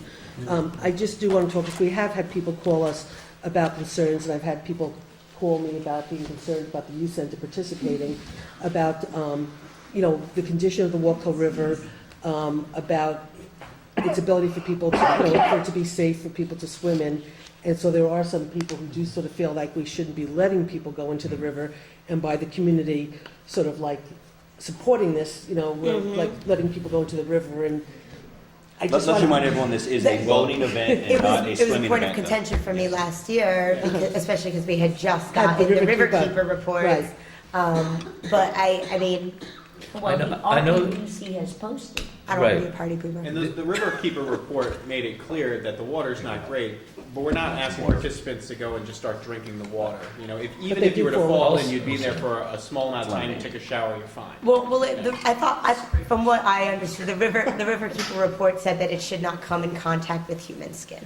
Well, when you fall in, it's your Riverkeeper is looking forward to participating in Yeah, the regatta, that's and they're excited to be there. Well, they so- were there last year, Yeah. giving Are you people. serious? I think it's And great the that it could be an DEC as well, I educational believe, event was as pretty well. supportive of the event too. Yes. Yeah. The waiver will protect us all. So is Riverkeeper Cool. coming in a They- In totally hazmat suits? a boat that I'm doesn't? going to move to adjourn. The village portion of the town still has it. I'm moving to adjourn. Yeah, Is that's there a it. second? The Second. village is adjourning their portion. All in favor of adjourning? Aye. Were we done? We thank you very Yeah, much. we're done. I mean, I know we went through all our Maybe not agenda. momentous, but important. Thank It's you. been lovely. Yeah, thank you for hosting us. We'll see you at your Welcome. place next time. Sounds good. And Dan, I just- expect to see you in your It's swimming 32 pages. drawers It's only 32. with, It's our in the short. river. No one's ever asked me to join the regatta, so. That includes the signature page. I've been in that river It's once. literally 30 pages. Oh, I'm sorry. It was violently ill the next day. I'm Aaron Kanako. I understand you talked to my colleague, Andrea Frank, about a letter of support for our grant application. I'm here to collect if you have one. We don't have it yet. I think Jeff got a little confused about Bill. the grant that you were supposed to look at was not the grant for New York Prize. It was a grant that they were asking for. Remember last week they asked for a Tell her to letter of sort support? Okay. Oh, was the New York Prize grant? It was, no, I know. Because I called Carol, I said, did you give Jeff the thing of it? She gave me the New York Prize grant. That's my fault, though. Yeah. Which grant? yeah. It's a grant. A SUNY 4E grant. It actually parallels quite closely the microgrant conversation you started with. Well, at 8:30, our grants writers will be here. Thank you. Can we, when do you need that At by? 8:30, our grants writers will be here. What I that was thought an was that 8:30 tonight. So I thought that maybe. Probably close to that. Well, maybe he doesn't know that it's back here. Shoot. I think it's definitely on. I don't think he knows. Oh my God, yes. So did the, Don't you worry. so we didn't get the letter? She gave me, I have told, and again, Jeff, I have Aaron told, Tanaka. we gotta get back to our meeting, but she gave me the grant for, the grant application, the grant she gave me to look at was for the New York State Rosetta, you had grant. gotten, you got. What's the name, she gave me the New York It's a State grant. SUNY 4E grant would be the title of it. What? SUNY 4E. No, explain. Do you need us tonight to do this, or? You're doing We do need it by tomorrow, yeah. Now, explain again what this. Essentially, what we're doing is we're assembling a team of climate scientists and artists across 3 SUNY campuses to use new Paltz as a case study for exploring solar kits and microgrids. And we submit this by tomorrow. We could get funding as early as May. We're thinking about having a think tank on campus. We're coordinating a number of sort of urban modeling events with an architect from University of Buffalo. And I'm going to- I'm where's the gonna money, go- what, The money's coming from SUNY. so It's an $80,000 grant. So it's a SUNY grant through the Yeah. SUNY system. That's So it right. doesn't compete with any of our Could grants we because we maybe, didn't, since we don't have the right, just very quickly at the table, just we have something very general that we support environmental initiatives and initiatives that enhance the arts and something along those lines. So that way, I have a generic letter that's, not generic, but a letter as long that's as been it's a SUNY drafted. grant, it doesn't compete with any of our. I see you're answering right away. Do you have it right there? I'm just I trying to thought- see. I'm sure you did. Our grant could add to. I the had New different York grants State in grant here, and for I microgrids. apologize. These could run in parallel and actually support one another. This is just trying to- the town of New Paltz Environmental Conservation Board sort of template letter. She said she sent it on the 20th. but I know she was writing letter. I'm supposed to collect her too. You better collect it quick, because her last day is tomorrow. They accepted the resignation yesterday, yeah. Yeah, she's still gonna be there. Victor Cornelius, let me just let me see if I can do real quick, because I have. She said they sent it on the He's 20th. supposed to be here at Oh, is it the 8:30. wrong town hall? He might be, he's supposed to be here at 8:30, and he I don't might mean to not derail realize you. we're. No, absolutely. Shoot. If we want to adopt kind of what you and Cindy did, Yes. Yes. If it's appropriate for expediency, I could leave that copy with you and collect something tomorrow morning if Fine, that's why don't possible. you just do that? Because we'll put it on our agenda, and we can't do it now anyway. Sure. Without putting it on the agenda. Let me leave my card. Okay, we'll just fix it, and then Rosanna Yeah. can get it to you tomorrow. I totally apologize. I had a different grant I was looking Yeah, at. we just, I so- guess I said to Carol, Aaron, did you I give it to? really apologize. No problem at all. I Where's the think the hell is it? beauty of this is My the bad, really sorry. good time. My bad, Rosanna. I don't know if I- Multiple grants. Do you have Victor Cornelius' number in your phone? are we running, by the way? Yes, we are. Okay. We're still actually in our meeting, so All right. we have quite a few things to do. Yeah. So anything else from me before I get out of your hair? No, as long as it's a SUNY grant, then it doesn't compete with anything we're going with. So I don't see what you- it sounds like we will pass something for you tonight. Okay. And then, do you know Would it where be else? helpful if I just held and stayed, or We won't be able to type it up Well, tonight. we won't be We able to type it will up, do put it it. on letterhead, then I would so. prefer to go? So Yeah. what you should do is, And we- you'll be in touch with Rosanna So tomorrow. how can I be in touch with So you? talk to Rosanna right now, and, what we'll do is we'll pass it tonight, you'll get it typed up tomorrow morning, and you can come pick it up. That's okay with you? No, I will. I'll be in. I can sign it, and I can even type it up tomorrow. Can I give you my information? So then he should be giving it to you. I will do it, and I'll let him do it with her, and what I'll do, Okay. so we can continue our meeting. Okay, I'm just trying to look for Victor Cornelius' number, because Victor was supposed to be here, At 8:30. 8:30, but I have a feeling he doesn't know what building. He knew he is. No, I understand that, but I'm just wondering if he's at the old town hall, at the new town hall, he's up there. Thank you very much. Thank you. We apologize for the confusion, He's Aaron. up there Thank you. I will see you as opposed to, tomorrow. I will be at town hall. Thank you. Shoot. So anyway, Okay, can so- we continue? And Yeah, I was so trying to now say, we're on to Victor the. Cornelius was supposed to be here at 8:30, I'm just trying to find his number, because he's probably up at the recycling center. So, I don't know. Okay, so we're not gonna So stand for for the the town pledge, board right? meeting, no, we need the pledge. The only thing I'd like to add to the town board part of the agenda, if it's okay. I know we have already accepted it all, but I'd like to add also Talaferro. No, we didn't accept it, because I have to do the town board thing, we have to add a bunch of stuff. Oh, okay, so, Okay, so- so to start, I would like to add the escrow account for planning board, Okay. establish escrow account. Okay, so we're gonna add, establish a escrow account for planning board. Yep. We need to add the DMV hearing room contract, the rescue squad contract, Rachel's conference, the copier lease. We also have, okay, and budget modifications, that's already on the agenda. Then I also have the social media policy that Dan had given us, and Jeff, you had given us another one, Mhm. but I don't know if we're gonna be prepared tonight to talk about it. I would actually want ended to- up getting some from the Association of Towns as well. Okay, Yeah. so, I mean, we can have a, if it doesn't get too late, we can talk about it. I don't want to pass anything without Kevin being here, so. Well, I think we need to get them out to people to see them. You know, so if you have one and you want to Yeah, send I can send it. So that we'll just around. put it on and we'll talk about it real quick, okay? So do I have a motion to adopt the agenda as amended? So moved. Okay, all in favor? Motion so carried. We're gonna be going to the town board portion, but is there anybody here who wants to speak during the town board portion? Yes, I'm wondering. Why don't you go up, you gotta go up over. Yeah, I'd like to know if you can tell us if and when there's going to be on the water project a lead agency declared and the secret process begun. Lead agency will be declared as soon as we declare. Lead agency would be declared when we go to set up the water districts, but we want to meet with all the residents, yourself included, out on Plains Road prior to us doing any of that. And So when will secret be declared? secret is declared once you say that you're going to actually go ahead and do the project. So we haven't. Well, you've already said you're going to do the project and you're getting ready to move into a design and construction phase. So how is that going to proceed? Okay.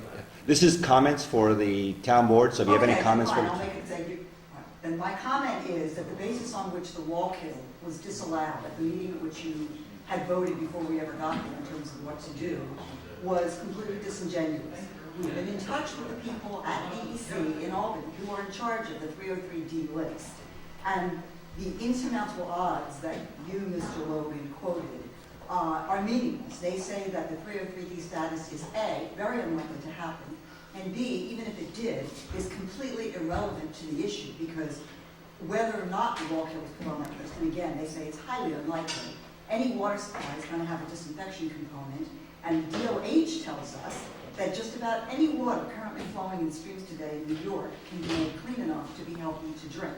And we know from the DOH letter that was sent back to you that the timetable was also a bogus argument, because they said it was ambitious but by no means impossible.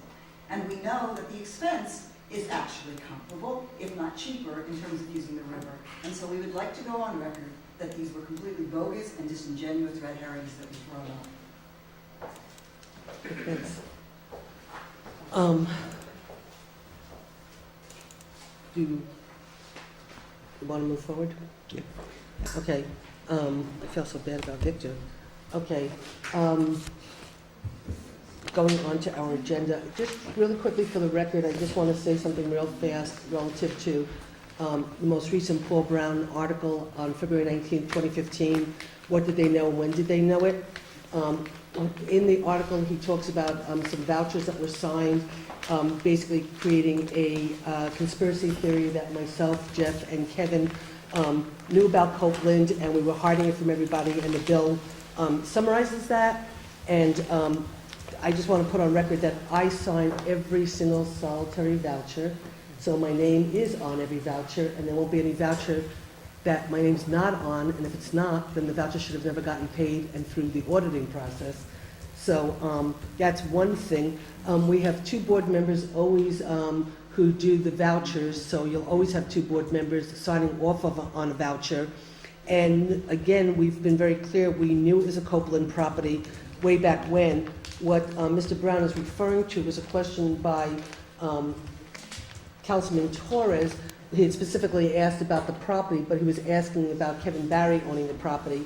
And there's three pieces of property, as I understand it. Kevin's not here to answer it, but there's three pieces of property that partake of the Copeland property. I think one is owned by an LLC. I think one is owned by Mrs. Copeland, and I think another part is owned by somebody else, whether it's Terry. So I don't know. I think Kevin and Terry are in an LLC, and they own one portion.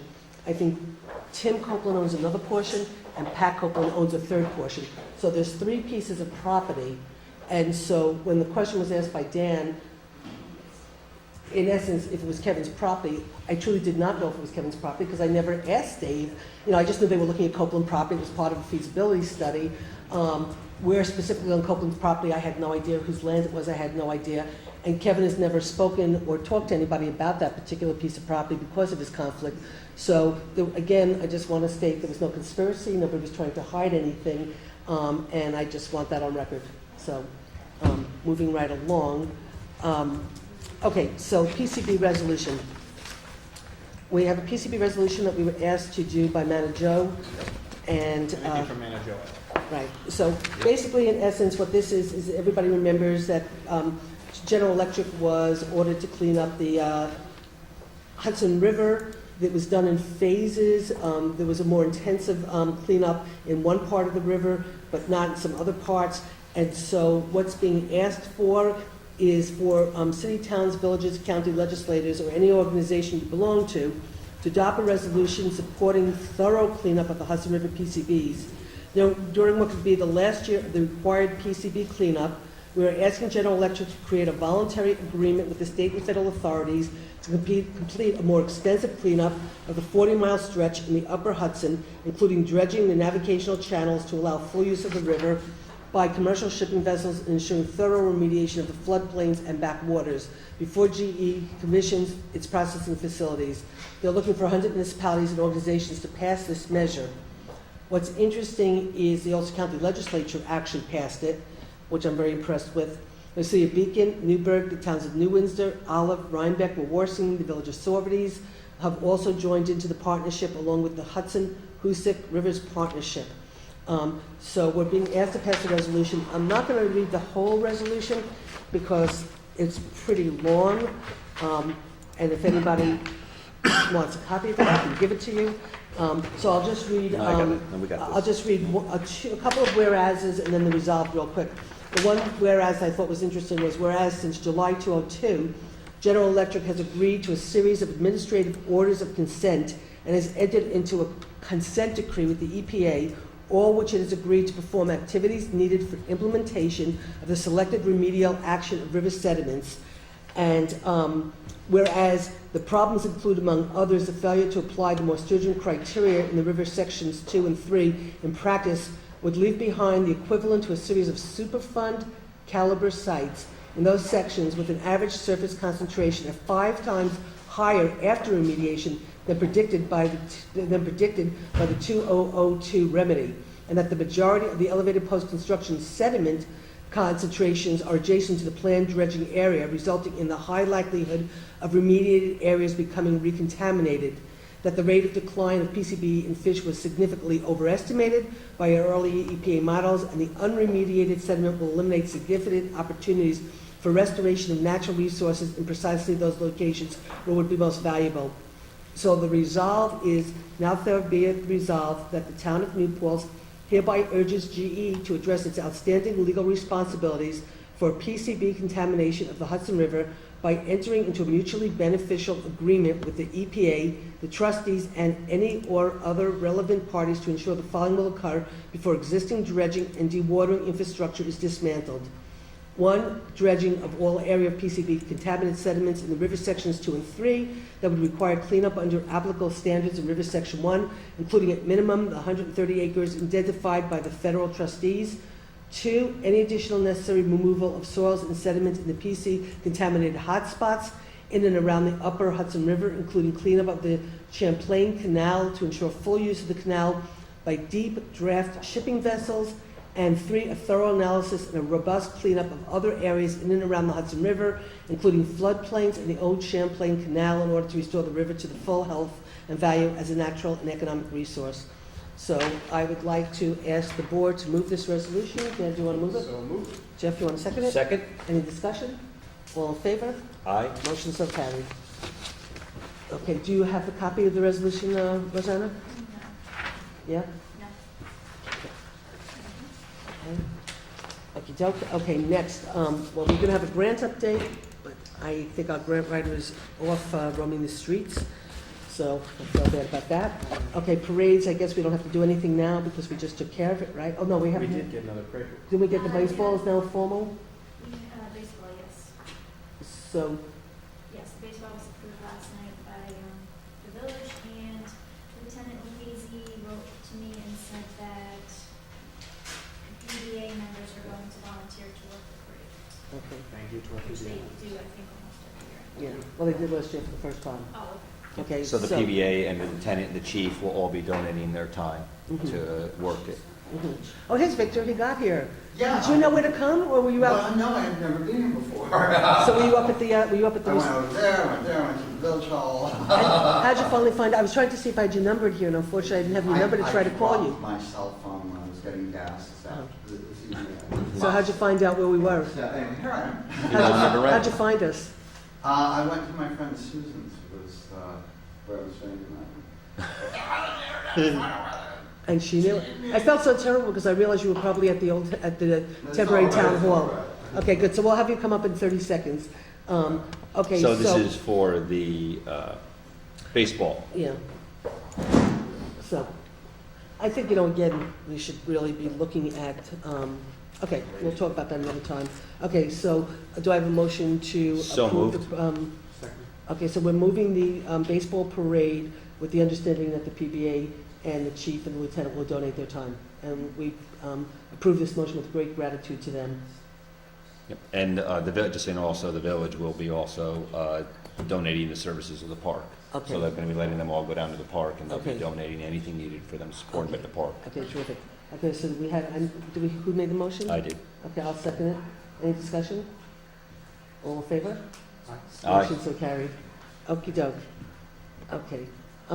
So I guess, Victor, do you want to rest a little bit, or you want to come up and talk to us? I'm good. You ready? Okay. So now Victor Cornelius, our grants writer, is going to come and update us on a bunch of grants that, I got on one. Where's the Just bring a hot seat? chair, just bring a chair. Okay. Just bring a chair. As you may. You can come closer, we won't bite you. We don't bite. We're good, we're friendly, you know how we are. Yeah, yeah, yeah. As you may know, as you may recall, we had put in several projects for FEMA hazard mitigation money. The application actually went in December 2013. The governor's office is only beginning to get around to the Department of Homeland Security and Emergency Services website that holds all of that information. I filed actually for various clients, 13 of them. 2 of them have been engaged by the governor's office. I'm anticipating that yours will be relatively soon. Just to go over what, but not to let the grass grow under our feet. I have been in touch with the governor's office, and they basically put together executive summaries on each of the projects that went into FEMA. We may want to put them into HUD.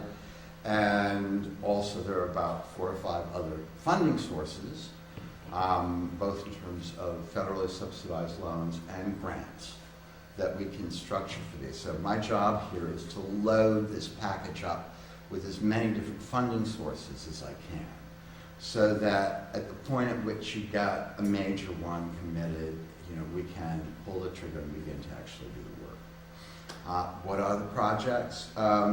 I rolled Sewer 6 and general water system repairs for looping into one package. That basically comes down to about $2,480,000. Sorry, $3,480,000. And that they are actually also structured as separate projects. Dave has got them listed on the on Environmental Facilities Corporation's intended use plan. There's some debate now about exactly the right way to go forward with Sewer 6 and with the water looping, because there are a number of different alternatives. So I'm revisiting it with Dave. I will take whatever is the most expensive alternative, which is always what you do when you're pursuing grants, and put that one in. And then we'll see if we got a commitment and go from there. Just stop for a second when you say, these are Sewer 6 and the general water repairs that we did are already in. They were vetted through the process down in Washington, right? They were sent to the governor. Right. He's now reviewing them. Right. So are we making any changes to what's already at the governor's office? No, well, here's what's happened with the projects I've been doing in Schoharie and East Fishkill, which are being engaged fully by the governor's office and DHSES. They are coming back and they are revamping the submissions with what we know now. And what does that mean? It means that initially FEMA was supposed to cover 75% of the project cost. They're now covering 100% of the project cost. They are allowing us to make adjustments in the engineering and the design. We're allowed to move into an intermediate level from a preliminary engineering level, which is good because that helps us clarify both what our permitting is and what our costs are going to be associated with the projects. So essentially, they are being very, very negotiable. Their interest is to do a benefit cost analysis that FEMA will buy. Basically, what happens, what are the costs to the municipality if this thing isn't handled? Or what were the costs during a superstorm event? And that's what we have to focus on in the course of the next few months. And I will work with Dave on, Dave says, well, we have to put that information together, it's got to be the same way. They don't care, they don't really care if it is speculative. It has to be well thought out. Right? So what is nice about that is that they are actually taking it in stages. They're going to fund the engineering portion of these grants all the way through final design and permitting before they actually run through construction. So we need to think a little more specifically than we did in the rush to get the application in, about how we really maximize all this. I tell you, I know the original project I put in for Hillside Lake at East Fishkill was 1.8 million. It's now 2.5, and they don't seem to have a problem with that. And it's 100% grant, not 75. So, in some ways, we have to sort of figure this out a little bit because our water and sewer needs and solutions seem to be consistently evolving. Absolutely. It is in every community, Susan. Not like it is here, what can I tell you? I don't know. No, it's You true. know, It's true. Well, no, it's just You have that, new like, development, you've got. well, you know, no, it's just that, like, in other words, now that we're potentially working with the DEP to create this water, this alternative water system Right. for the village and stuff, and now we're looking at how we're creating this Sewer. sort of town water system. So this looping part, Jeff, the grant that we did for the looping Yep. is probably instrumental into whatever design we're doing with the DEP. So we'll have to have a conversation about, at some point, where we go with that and how that all works between what the DEP is doing and how we tie into the fact that if we get this money, we could do all the work, to really loop the town system completely. And you understand why the looping is a hazard mitigation project, because basically what it does is gives you the secondary source. When did the grant change from 75% coverage to 100%? In the course of conversation with DHSES about 2 months ago, I don't know how he's running the money. I can't see into second floors. You probably have a better shot at getting that information than I do. Just tell me what I need to find out. Well, let's do that. Let's do that. I'm fascinated by this process. It's gone on far too long. The projects are being engaged. I know in many communities that I'm working in, a lot of the problem is that they've made a lot of heavy-duty requirements in terms of engineering, and a lot of these communities are really strapped with 2% property tax cap. So, it's like push-pull. It's a constant push-pull. So, we'll see how it plays out. But I'm going now to update once we do some major redetermination. And now, The so with the sewer 6, which we were asking for money so we could redo the sewer, we designed the sewer 6 alternative plan. Right. We spent all this money, we did all this engineering. It was before you came on the board, Dan, when I first got back. We put in for that. Now, tonight, the village board, in essence, formally offered for us to try to work with them to use their use their system and get our sewer into their system.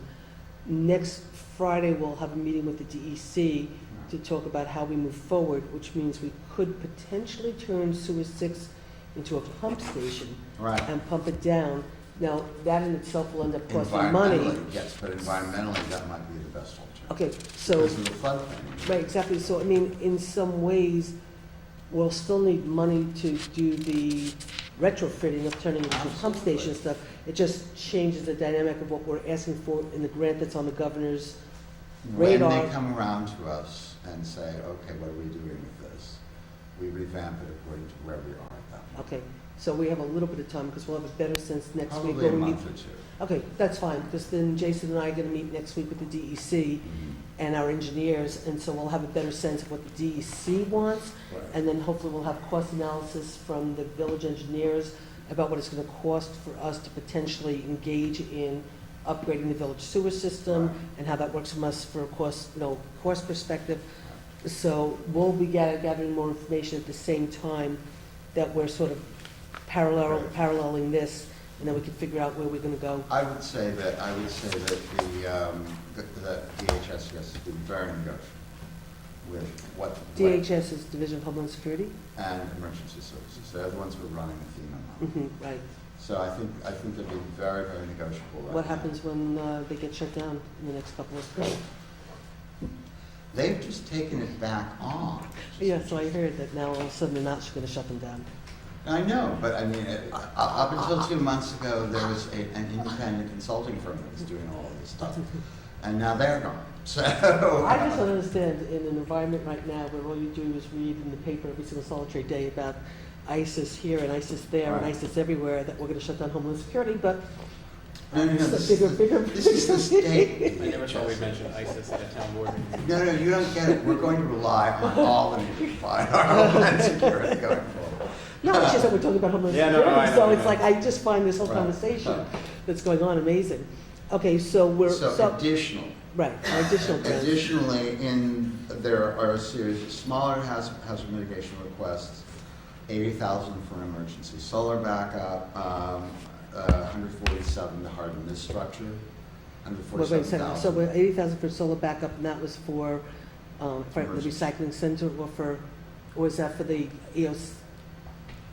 That was submitted by Randolph Horner for, I think it's more of a study for the solar on the landfill. We'll go back and revisit that 80,000. That's right, we'll figure that one Okay, go ahead, so, Community center is 147,000 request. and that was for the solar backup for the community center, right? Which That- is- Laura? Yeah, they're all for solar backup, so it's solar with battery backups, and in addition, it's a backup, which is an LP tank. Okay. So it continuously charges the batteries as they. So the 147 for the solar backup for community center is something that we seriously want to Right. consider, keep moving, because this is now our, And there are a variety of other places I go for funding for that Mhm. right now. mhm. So, the fuel depots, 286,000. And then that's for solar backup by Chris. Chris, that's up by you? So that was a 280,000 what? 286. For you, Chris, for solar backup for your fuel tanks and everything? Okay. Laura, the EOC? The EOC request? The EOC request was town hall, Right. Oh, okay. Which is now, which is, yeah. So, we'll see what they do. We won't press on that, but if they do something with it, we'll figure out where to spend the money, all right?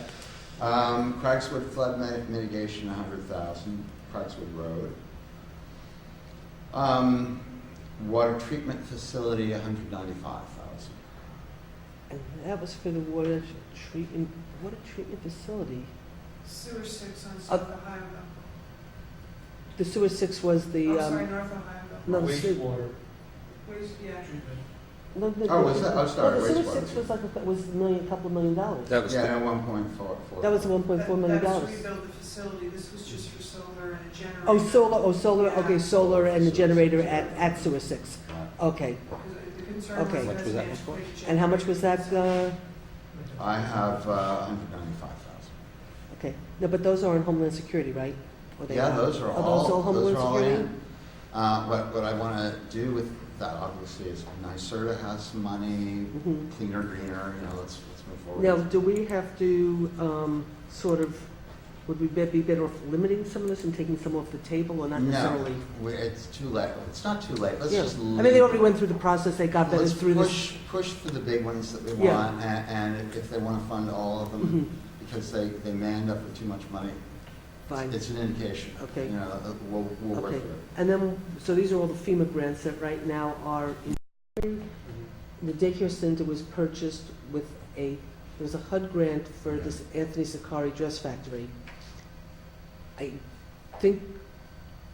don't remember exactly what happened at the time. I don't think they went out of business at that point, but somehow something happened with the HUD grant. The town ended up getting the money.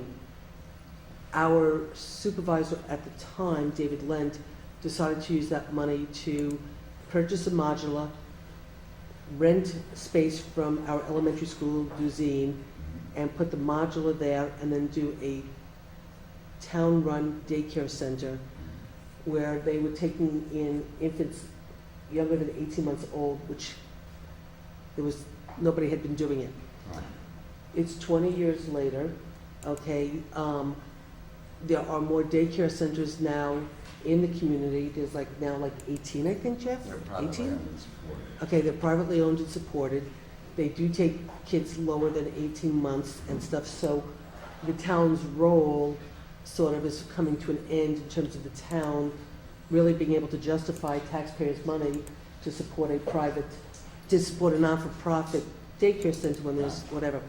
So, Support a building for it. right, and the building in of itself is coming to us, its useful end at a certain point, not now, it's fine, it's safe for the kids, but, you know, it is a module, after 20 years, it needs, you know, it needs work and stuff.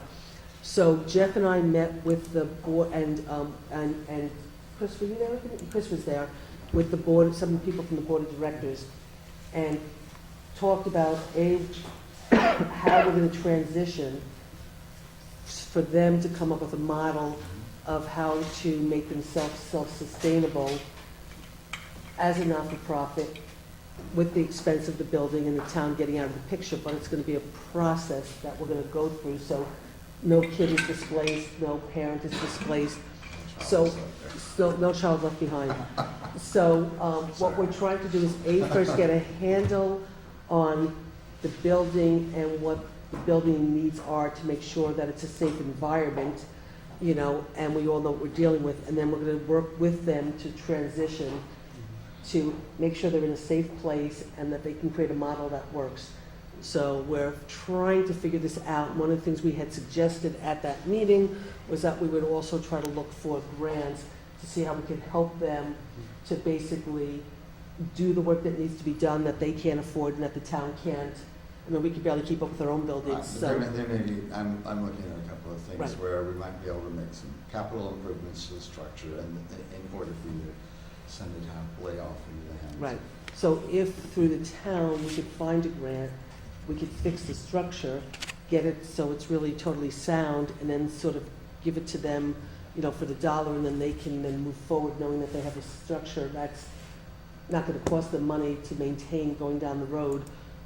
Right. That's why, No major that's the- capital projects. right, so that's why we're being asked to, so yes, we're transitioning, but it's gonna be a process, Right. okay? Then Chris has got his wish list, which is the debris collector and the sweeper. The debris collector being $87,224, and the sweeper being $286,557. Now, it was interesting, it was the debris collector we were talking about putting in the EFC application, right? Or the sweeper? The new sweeper. Right, okay, fine, but better still. The sweeper was income.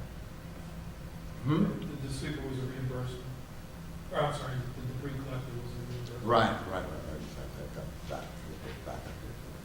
So, what we basically would do is we would not only pursue it in terms of, you know, a grant request for equipment, but it would actually probably give you a lot of points on the EFC application for suicides.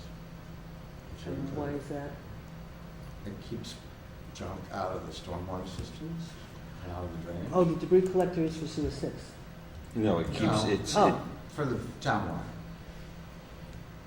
Okay. And what about your water meters? Yeah, that was the other one. Water. Yeah, the water Oh, meters. you didn't get to that? No, I haven't got it. Oh, okay. Because I know Chris wants water meters. Yes, I know, I've got those figures as well. So we will, I actually was thinking of amending the looping thing and adding the water meters to that for the FC. Is that the best way to try to go get that? Because I know Chris says you've gotten it for other towns. Yeah, you get, So- what you do is you get a conglomeration of points for addressing a variety of different issues. Uh-huh.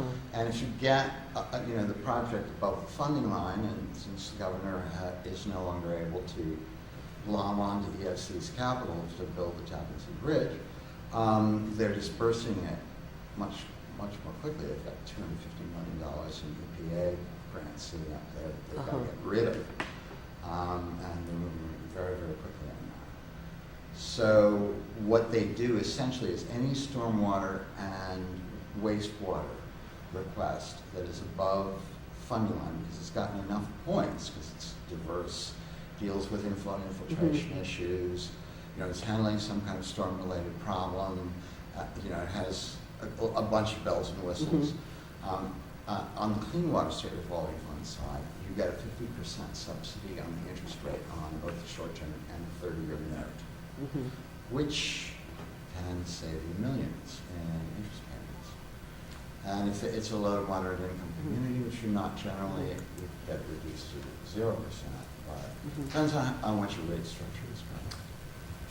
And there was still one more grant, isn't there? Or is there more? I mean, I know there's one more, but You might have more. Well, actually, what I have is the resubmission of our DOT request. That was the one, okay, so that's the Henry Du Bois bicycle path. Right. And so we're going to resubmit that? Yeah, there is a highway bill going through the federal government right now, through Congress. It looks like it's going to pass, interestingly enough. 5 years of funding for transportation issues. The TAP program is in that for 5 rounds. So I'm anticipating that this summer there will be another round of TAP. We just have to really pretty much resubmit that. We don't have to do any more work or I don't think so. I think it's pretty good. I have to, Mr. Weiner's gone now. Oh, is he? I didn't know that. They're all gone. That whole region has been gutted. So, I know that. what's your name who gave us the problem about submission? Excuse me? What's your name who gave us the problem about submission? Do you remember that? Who gave us the problem? The problem about the submission date. I wanted to submit it electronically and I had to do it. Oh, that person, the person at the DOT, yes. Yeah, Yeah. she's gone too. She's gone too. Yeah. And Tom Weiner's gone? So, Tom Warner's? That's what you just said. He I was told retired? that the other day. I don't know, Tom. I don't know who's going And on. there's been some shakeups there. So I think in anticipation of this big pot of cash, we'll have a much lower need. Yeah, they got better pitchers, they got a deeper bullpen. I mean, we can, I'm just saying, I can't keep going down this. I don't know exactly, you're absolutely right, and I can keep coming up with answers. I think I need an answer, and I think this board deserves an answer. Absolutely. If we're gonna keep cutting checks, Absolutely. which we're not gonna do. I'm not gonna cut any more I checks understand that. till, Until I just put a schedule in front of me. better than a schedule and a check. A yes, a no, a check. I need something. I can't keep going with this. I can't. I understand that. So What when I can we would do- hear from you? Well, you'll hear from me about this probably no later than Wednesday of next week. Why don't I give you Wednesday? That will be the 4th. That's correct. And then you'll be able to give me, there's I can 13 give you a grants. schedule on each of these. You can give me a schedule? Okay. I look forward to that, Edgar. All right, With bated breath, I look forward to getting a schedule on these, and so does this board, because I need to know, like I said, where we're, I've gotten even grants, I believe, Laura, I believe we got a grant even in the same time period out at the, Walker Bridge? yeah, we've gotten grants that we didn't go through you on, that we've gotten paid on, did we not? Laura, didn't we get one out at the reuse center, or am I confused? Yeah, we got the DEC waste reduction grant. We're just coming to the end of another grant. We'll have to wait for a while to get paid on that. Right, And the trail committee. right. So I've gotten, Look at the committee liaison, so right now everybody's going to their respective meetings anyway, so if I make any changes, we'll do it later. Let me wait for him. We'll do the appointments in a little bit, because we have to go into executive session to talk about some of the things. Do we have the police chief's contract? I didn't notice it you yet know, in the packet. I do want, actually, I was waiting back for some comments from Kevin, and he did not provide them, so Okay, so I'd like to Anything hold changed off. from that last email you sent out? Anything changed from the last? Actually, there are some changes, and the chief is actually on vacation this week. He's So- down in Florida. God bless him. He's in a well, I'd like to say it's warmer down there, but I believe it is not warmer down there right now in Florida. I think he's having the same. But yes, there are 2 changes in it, and I wanted to discuss them with the full board. Okay. The chief is still good though. Okay, But so he is, the chief is pretty much good, but I need to make sure he is good with the 2 changes. Okay, and do you want to do the quick PBA update? You're welcome to do that, yeah, or we Feel can. free, I'll let you do it. The PBA update is the last meeting that we had with the PBA for negotiations, is Anthony Safaro, came to the meeting. Easy, once the appropriate parties meet, the district could forgive the fee for summer 2014. Please note that there was never an agreement between the town and the district for this summer use. The agreement was only between the district and the YMCA, and we are not aware of any agreement between the town and the YMCA connection with this. Well, that's some good movement. It's good So- movement, but it is incredibly inaccurate. There is no signed agreement unless, Dan, I gave you all the paperwork. Is there a signed agreement? Well, I got this one, which is, Between who? this is between the YMCA and the town of New Paltz. And the town, Yeah. which we contract with. But we never had, so it's very nice of Rick Linden to offer the district. First of all, 100% of these students are all district students. I think there's also some, school districts. School district Yes. students. They are 100% school district Okay. students. there is maintenance staff in the buildings 100% of the time when they are in the buildings. It's during, I know it's summer, but there is always staff there. It's also nice of him to offer to forgive a fee for which there's no contractual obligation between either party to pay. So Well, it's nice of him to send a bill for which we never made a contractual obligation to. the only thing is that the contract that I have that was given in the packet says 2014. This was passed because Yeah. the dates are listed June 25th, 2014 to include August 22nd, 2013. Right. That was just That could have been an error in there. But yeah, I'm assuming it wasn't, just want to make sure that that's the right year. But it does explicitly say in the agreement that we would pay for the lease for the school. No, it does say there is no agreement between the town and the school district. Yes. And the agreement is between the school district and the Y. I guess if they have anything in writing or not, we don't know. We have an agreement with the school, with the Y, and we do say in there that we would pay for any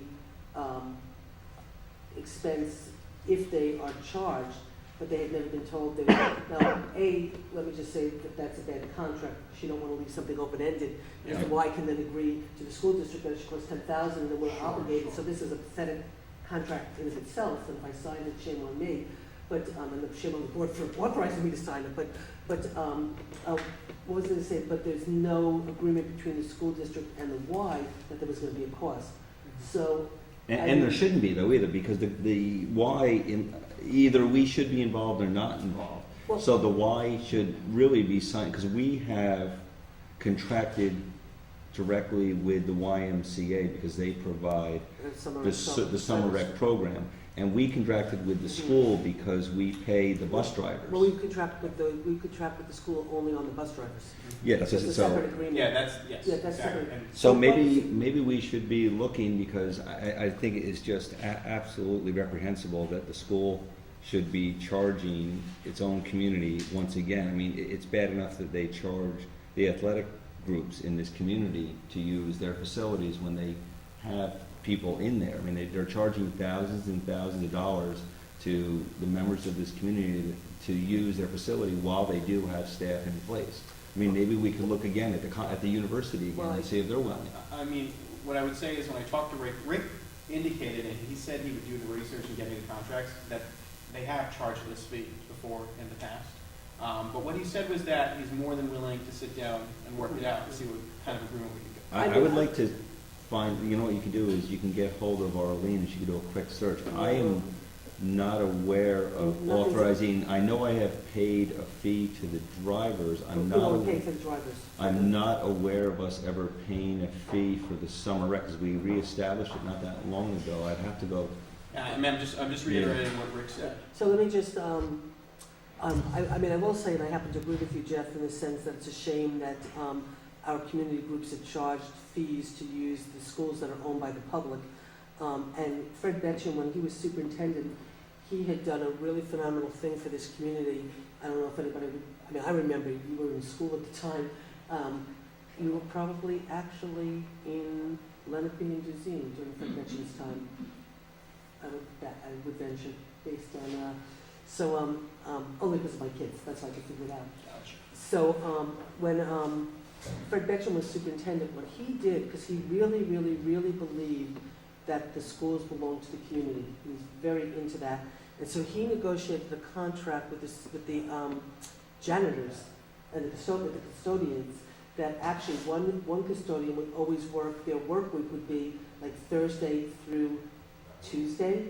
So Saturday and Sunday was a work day for them.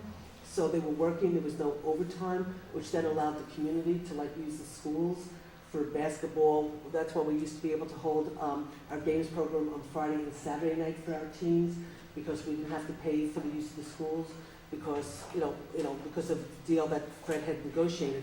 So it was really great because kids could use the school, go play basketball and do things. Eventually, Fred Betchen left, some other superintendent, somehow, whatever.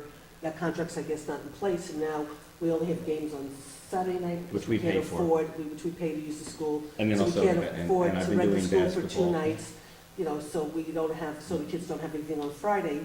you paid I've been for- doing basketball for 10 Mhm. years or so as the treasurer for the Youth Basketball Association, and we did not start paying until a few years ago, and now we pay thousands of dollars of our community's money to use what we used to pay for, and they do have staff in there. So we are both paying to have, and again, 100% of the children that we have, the 300 to 400 kids that we have in our Youth Basketball Association, we are all district students, and yet we're paying to use our own facilities. What Rick explained was it had to do with the janitor's hours. So there are times where the community will ask for events where the building's open, there's already people there, and then they waive that charge. It's a little different for the summer. And then there are other events where, there are night events where they have to open up the building and they're charged for that as well. But either way, I think they're very willing to discuss it, and we can So let's, come to a positive conclusion. And I'd you be know, willing to if you're work on willing, that as if you're well. willing to work on it, Yeah. if you could reach out to the Y, reach out to Rick, try to facilitate a meeting.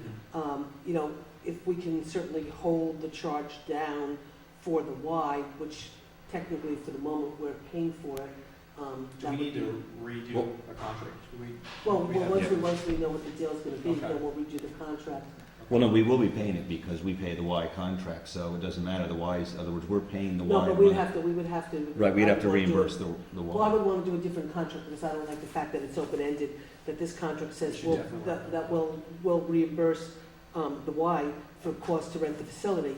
You can't, I mean, Right. that's too open-ended, I'm not gonna sign a contract like that. And then the Y won't, I mean, the And- Y needs us to pay because they're running right on edge anyway, so. Yeah. Did you go to school with Kaylee Bowles? I did. I thought you did, yeah. Same My grade? wife worked with her when they worked at camp together. Okay, Yeah. so then you know So- her, yeah. So give her a call, she is absolutely, she's wonderful, can, I and mean, she's it's doing a great. great job with the program, but she goes, I have no idea. And she never really contacts the school. And I think that's a little bit of what happened here too, is there's a lot of new players involved.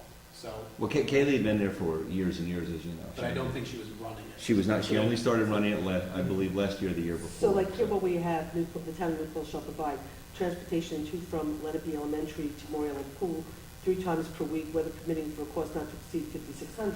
Yeah. So we know in our budget, X amount of money, you know, we're going to be paying for the bus drivers, we're going to be doing a contract with the school district, we approve the bus drivers and the rate of pay, and we pay them. So we know that, but a lease fee for Giselle Elementary School, that should be Yeah. negotiated.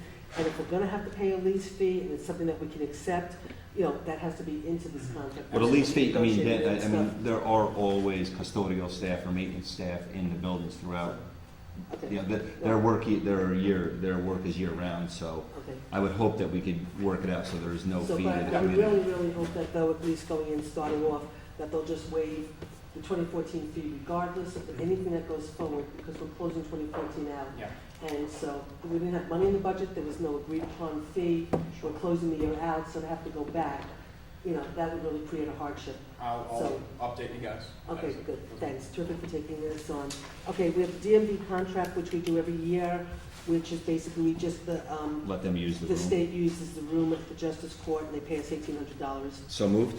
Sorry, second, all in favor? Aye. Motion so carried. Okay, the rescue squad, it's the same contract, actually though, last year's contract had $25,000 extra above and beyond the 149 from the town and 25 from the village. This contract is just the 149. We're supposed to reassess that 25,000 at some point, which we haven't done yet, but contractually, we owe the rescue squad their money March 1st. So I would like to just at least move the standard contract for the So moved. $149,000. So it's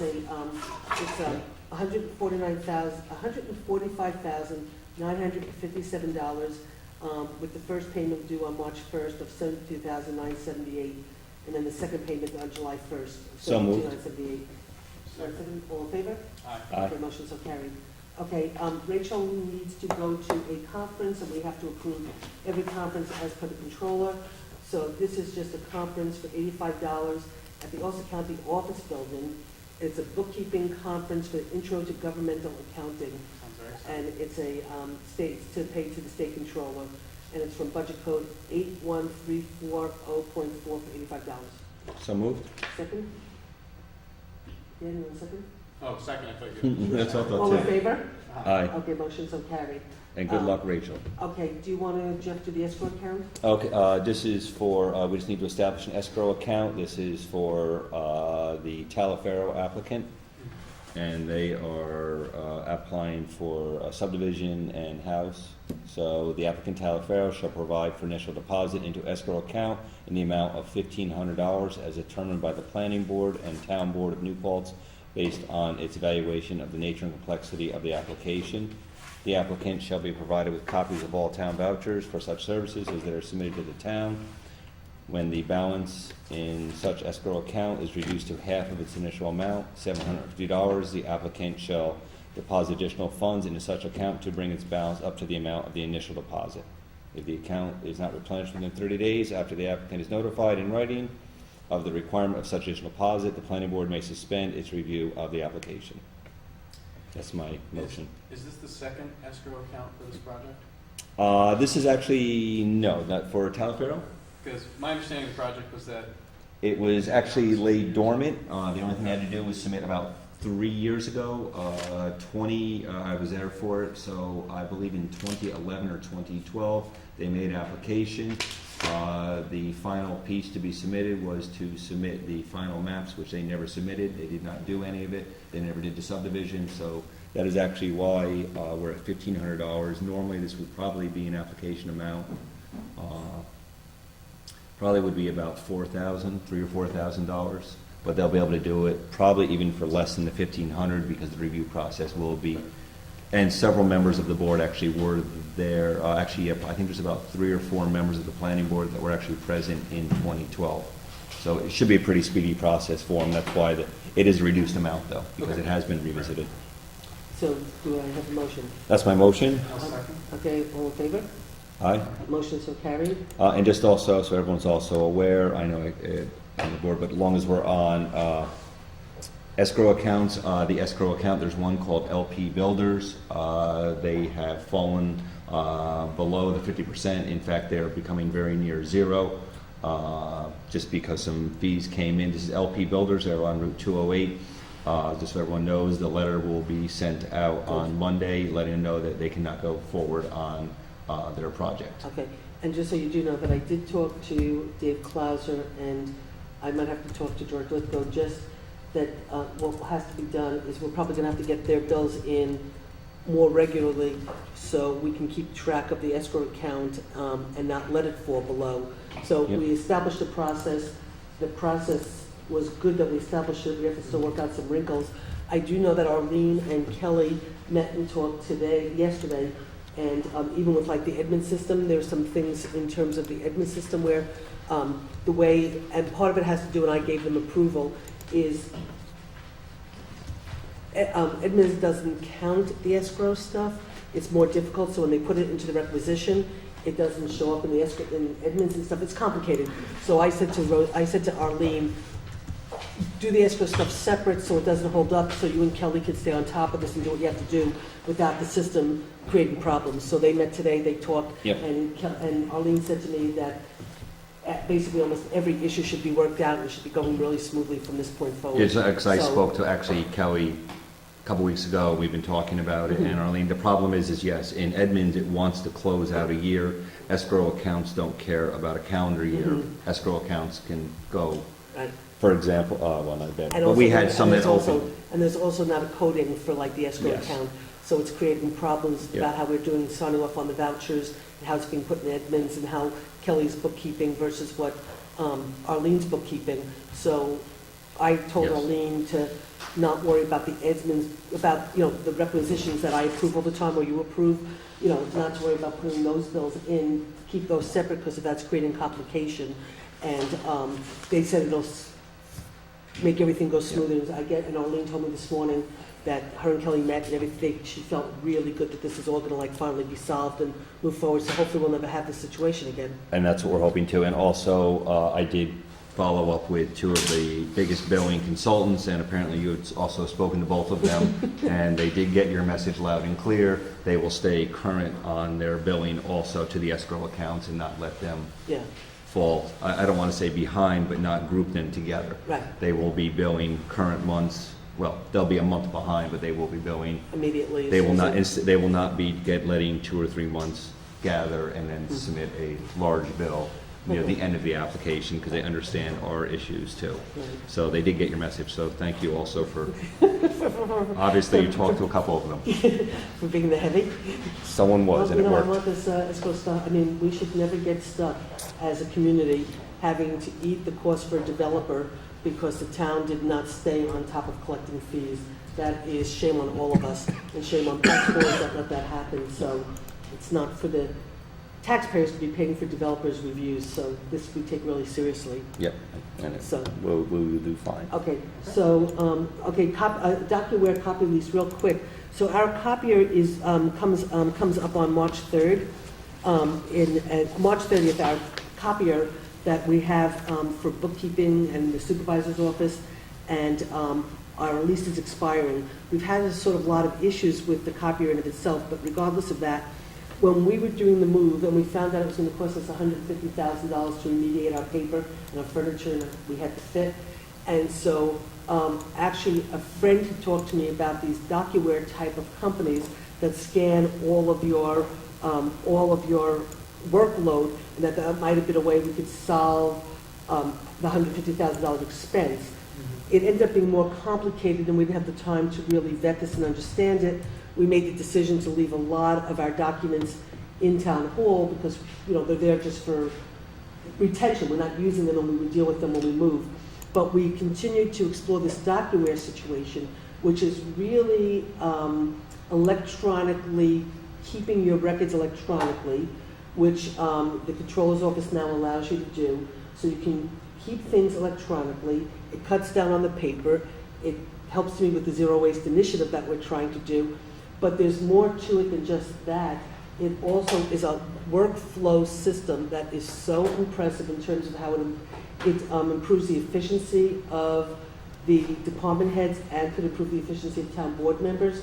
So they have this whole system where, like, you're sort of scanning everything in, but then you can like with this, like by just like doing one keyword, you can get like all sorts of information that you need. So, for example, and I'm probably not explaining this the best that I can, but for the assessor and for the building department. The building department has their files, the assessor has their files. If somebody ends up doing an upgrade to their house, sometimes the assessor doesn't know that they did the upgrade, so the assessor doesn't know when she's doing her review, and you know that she should actually be upping the assessment because they just added 3 stories or this or that. There's no sort of sometimes information. Simultaneously, there's sometimes information from the clerk's office that they need. And so what this DocuWare system does, and if I'm not explaining it right, Rosanna, jump in at any point, but what it does is it creates interfacing between the agents, the departments. So, like in other words, it creates firewalls, so protected information cannot be accessed by a different department. So the clerk has privileged information, nobody can access it, but there's a lot of information the clerk has when it comes to tax bills that the building department and the assessor should be able to access, which would make their work easier. So it's a secure shared drive. Exactly. Yes. I guess in a sense, it's a secure shared drive that has firewalls where you need them, but has open doors between the departments where they need them so they can share information. It also, they've got a whole bookkeeping module that like would basically what Arlene and Rachel now have to do is enter information like in 3 or 4 different places, which is really cumbersome. And so this almost like in just one data entry, it populates like every single, you know, file that you need to have like this. So it like really cuts down on work.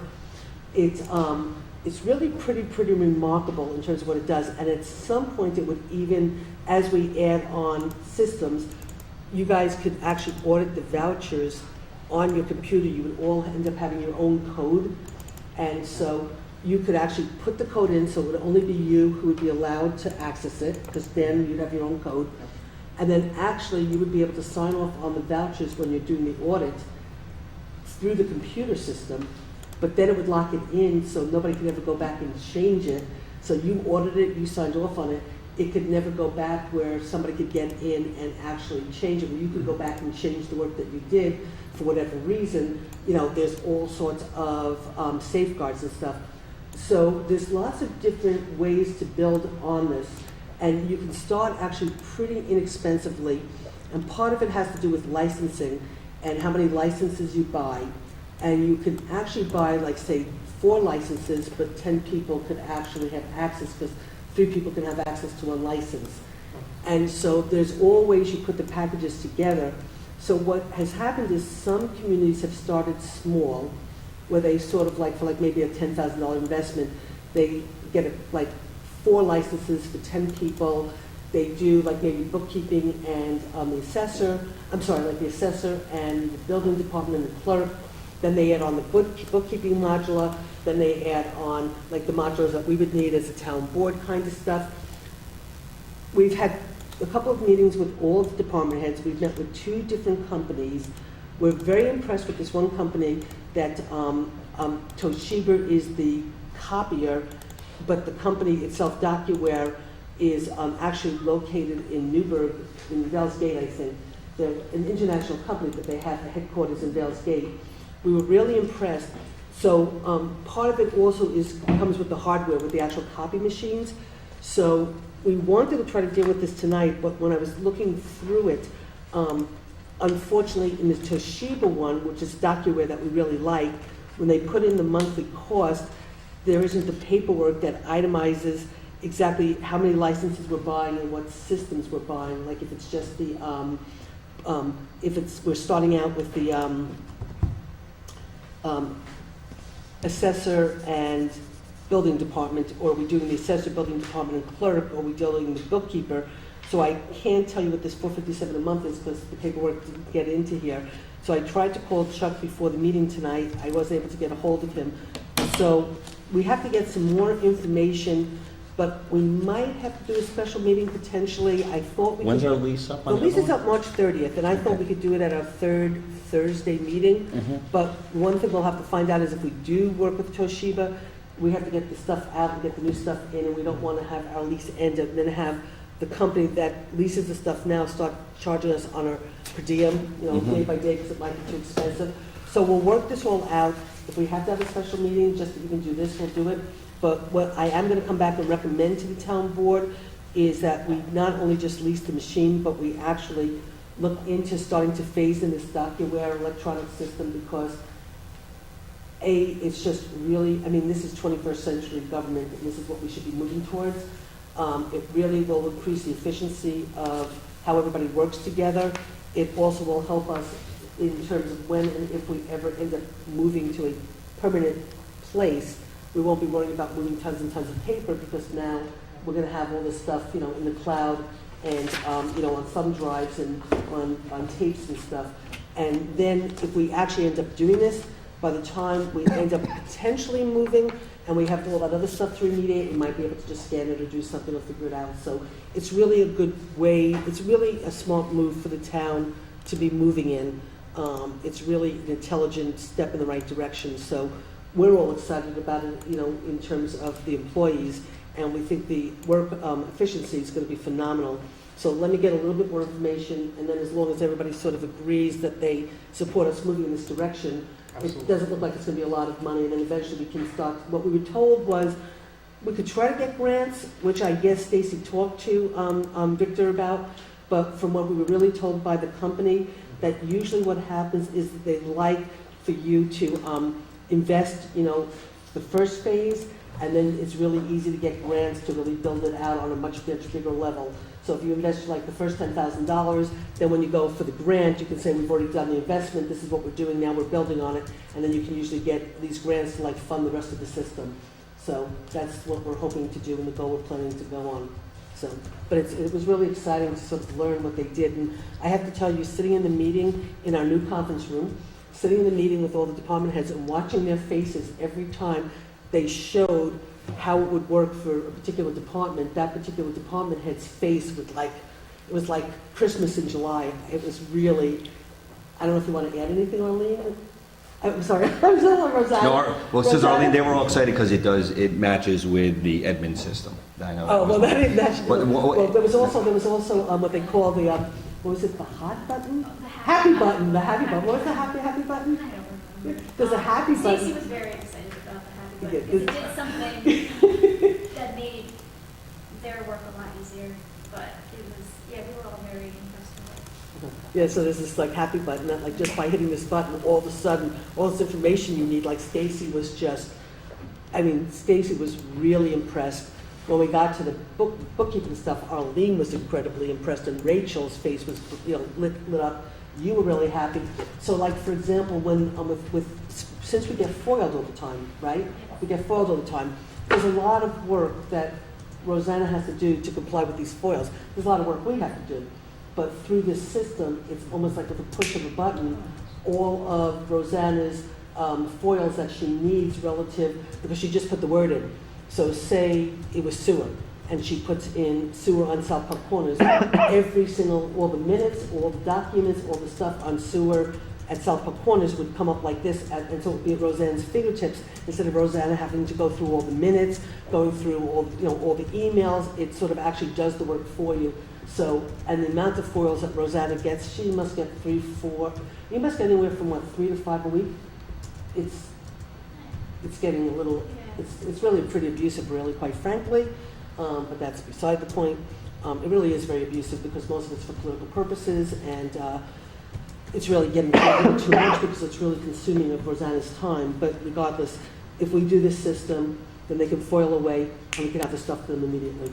So it was really, there's a lot of really good stuff. So I'm really Well, let us know if excited. we're going to need a special Yeah. meeting for that. So We if will we can't, if we call me can't, if for we it, need to we'll do do it it. before the 3rd week, we'll do it. If we can wait till the 3rd week, that's what we'll do. But it's really, really exciting, and we're very happy about it. So, social media, so we have the copy that you gave us, Dan, that you sort of did as the new polls policy. Then you found a policy from some other place From that you another- gave us. town right And around now you're here. sending a policy from the I association. called the Association of Towns, and they sent me like 2 or 3, and I liked a lot of the elements of them. I didn't know we were acting on this tonight. Well, you don't have to act on it. No, I no, put we it on can the do that. agenda Okay. because I know it's something that we've talked about, so I just want to keep it moving so we I mean, can adopt the what I can policy. do is, I can do one of 2 things. I can either go over the ones from the Association of Towns and incorporate the pieces I like in the existing one, or I can simply send out the new ones, and then we can go from there, whatever. Well, why don't you, if you're willing to, I mean, I know. And I'll send that one out too. Yeah, I I don't know can if send you, it. if you had looked at this one, because Jeff, I think, liked this one a little bit better. This was from, Jeff gave this. I have to that on us. unfortunately, I don't have it on this computer. I have it on a computer. What, I can't remember where this Each was one, from. Dan, I'll email it out to everyone. So let me email it to you. So Dan, if you can put them all together, this is one also that was written by a town attorney in a town over in Orange County, I believe. I gotta look it up. Okay. Did you not get this? I I didn't don't email, remember the specific. I didn't towns got email that this. one out because I did it on, actually did it on a computer in town hall, and I didn't do it on this one. I never emailed it Oh, out. so, but I'm just saying, if I give this to Dan, Give you it to can print Dan. another one tomorrow out, and just. I can email it out to everyone. Okay, great. Well, But give one to Dan right now, Well, so you listen, I'm gonna yeah. give this to you. You already, do you have this or you want this? That one, the one I wrote? Yeah. I have that. so. Okay, so you'll take that. If you can then just print out another copy tomorrow, whatever. Then send us the Association Towns ones, but if you're willing to work on trying to piece them all together to come up with the best policy that we can come up with, then that would be really great. But then at least we all have all the policies to read, Yeah. and stuff. But then, yeah, if you can piece them together, then we can go from there. And hopefully we can, create a model social media policy. There you go. And then I'll try to get it so we could, if we want to act on it. Okay, that would be terrific. Okay, so that's that. I think other than the budget modification and doing some of the appointments, so the budget modification, we have the Rosendale brush, but I don't think we're ready to talk about that today, right? No, I was hoping we'd hold off to our next Yep, meeting. I think we also need to because. Did Bill there's- Wallens chime in on that? No, I didn't Just get, wait for Marshall and Sterling to get back to. And then, of course, there's some union issues that have risen since we last spoke about this that could end up impacting this. So I was going to ask us not to act tonight anyway, so Okay. that's perfect. Okay, so just do the budget modification, then we'll just go real quick Do you want to, to do appointments too? well, we have to go into executive session first to talk about one of them before we can do it. Okay, that's fine. Okay. We have a Hampton Inn bond release. So last week we did, we authorized $40,000 to be released back to the Hampton Inn for their demolition. That was in escrow, but it ended up not being $40,000. It ends up being $30,013.70. So all we need to do is rescind the authorization last week for $40,000 and actually authorize the release of $30,013.70, which includes the initial cash security of $30,000 and then the earned interest to date. So moved. Do I have a second? And All just in for favor? discussion, so everyone knows, though, this is actually their money. This is not, Right. it was never our money. It was never town money. This is all Hampton Inn money. And then also, so everyone also knows, very shortly, we'll be getting a check for about $25,000 from Hampton Inn. Right. Because that will be their building permit fee. So basically, this So- was escrow money that the town held. We gave them a demolition permit to take down the building. If anything should go wrong and the town was forced to have to come in to do any kinds of cleanup or whatever, that's why we asked for this escrow money for the demolition permit. So we're protected if anything should go wrong. So it's their money. They want the money back now, so then they can write us a $25,000 check for the building permit. So, And the site prep is pretty much done, so they're just waiting for better weather, and and We should- hopefully by the time the college kids graduate, they'll be a Hampton Inn. they'll be a Hampton Inn. So, Not this year, you mean? not this year, No, next no, year. no, next. They actually wanted the Hampton Inn to be open for college graduation of this year, but I don't know if that's going to happen. May? It doesn't seem very. They originally wanted that. Oh, originally, They oh, originally, oh, I'm wanted- sorry, They originally yeah. wanted to try to have it for this Say, year. wow, yeah, but that's, that was before. Jay, I'm sure Jay uh, we would have loved it too, but we Yeah. will see it for next year's Okay, graduation. so Jeff, you moved it? Yes. And Dan, you seconded it, right? Okay, all in favor? Aye. Okay, motion so carried. So we just need to do another quick budget modification. Last week, on June 24th, 2014, and June 24th, 2014, there was a budget modification request by Christopher Marks. And it contained a typo, unfortunately, in the line for the SSF fund, which is Sewer 6. The modification was to move budgeted money from the personal service line to the contractual line to adjust for the increase in expenses for environmental consultants due to the unexpected termination of an employee. So if you remember correctly, when we lost an employee who worked at Sewer 6, we ended up upping the contract for environmental consultants. And so what happened was, it was just a mistake in the numbers, and so we're just correcting it so we can close out the budget.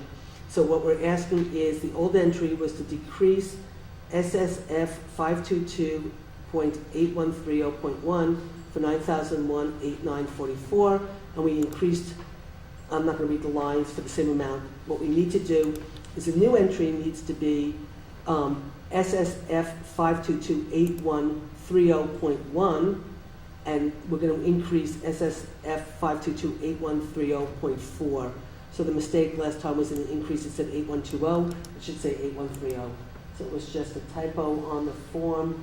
Now that we're closing out the year, that was caught, so we just want to correct the minutes to reflect the right transfer. So I will move it. Do I have a second? Second? Any discussion? All in favor? So moved. Motion's carried. Do you have this, Arlene? I'm sorry. Why you keep calling her Eileen? Because I met with Arlene for hours this morning. Yes, I have. I'm sorry, Rosanna. Okay, you got it? Okay, great, thanks. Okay, so if we can just go in real quick for, I need a motion to go into executive session for the discussion of the hiring of an employee to establish the salary. So moved? Second. Okay, all in favor? Motion's carried. We'll be right back.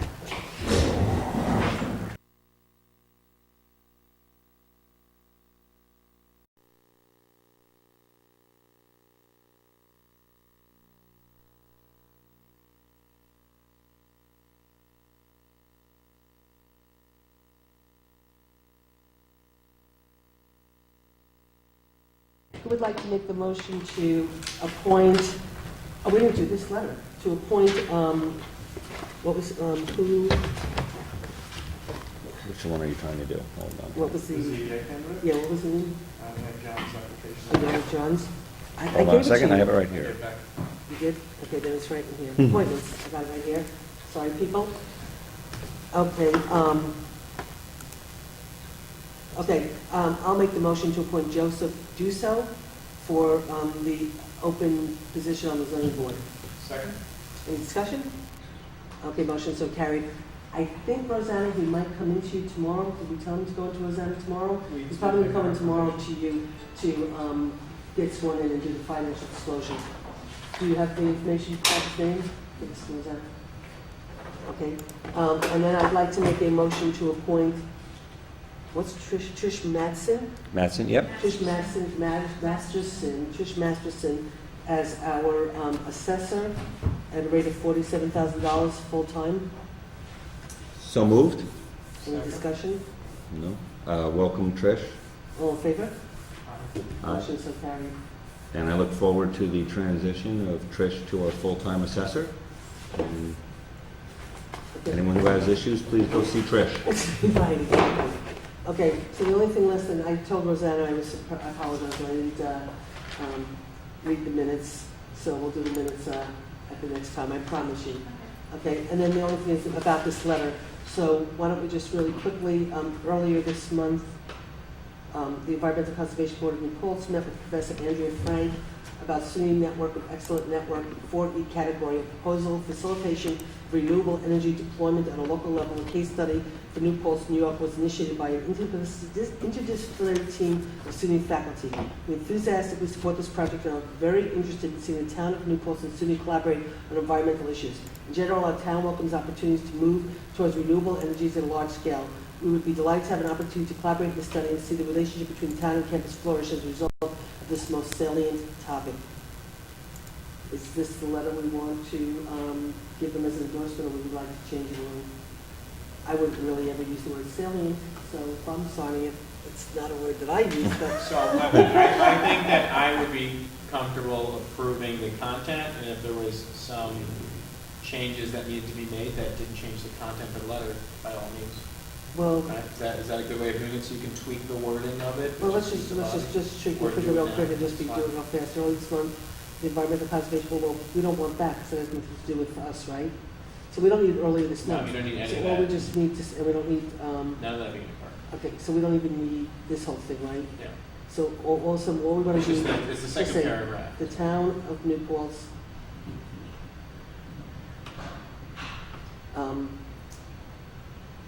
You could say at the request of, if you wanted to include it. I don't know if we have to.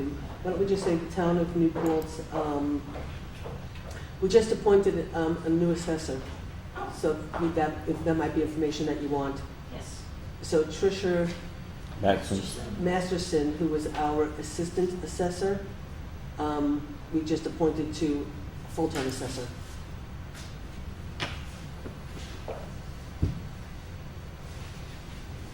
The town of New Paltz supports, wholeheartedly supports, you wanna support, okay.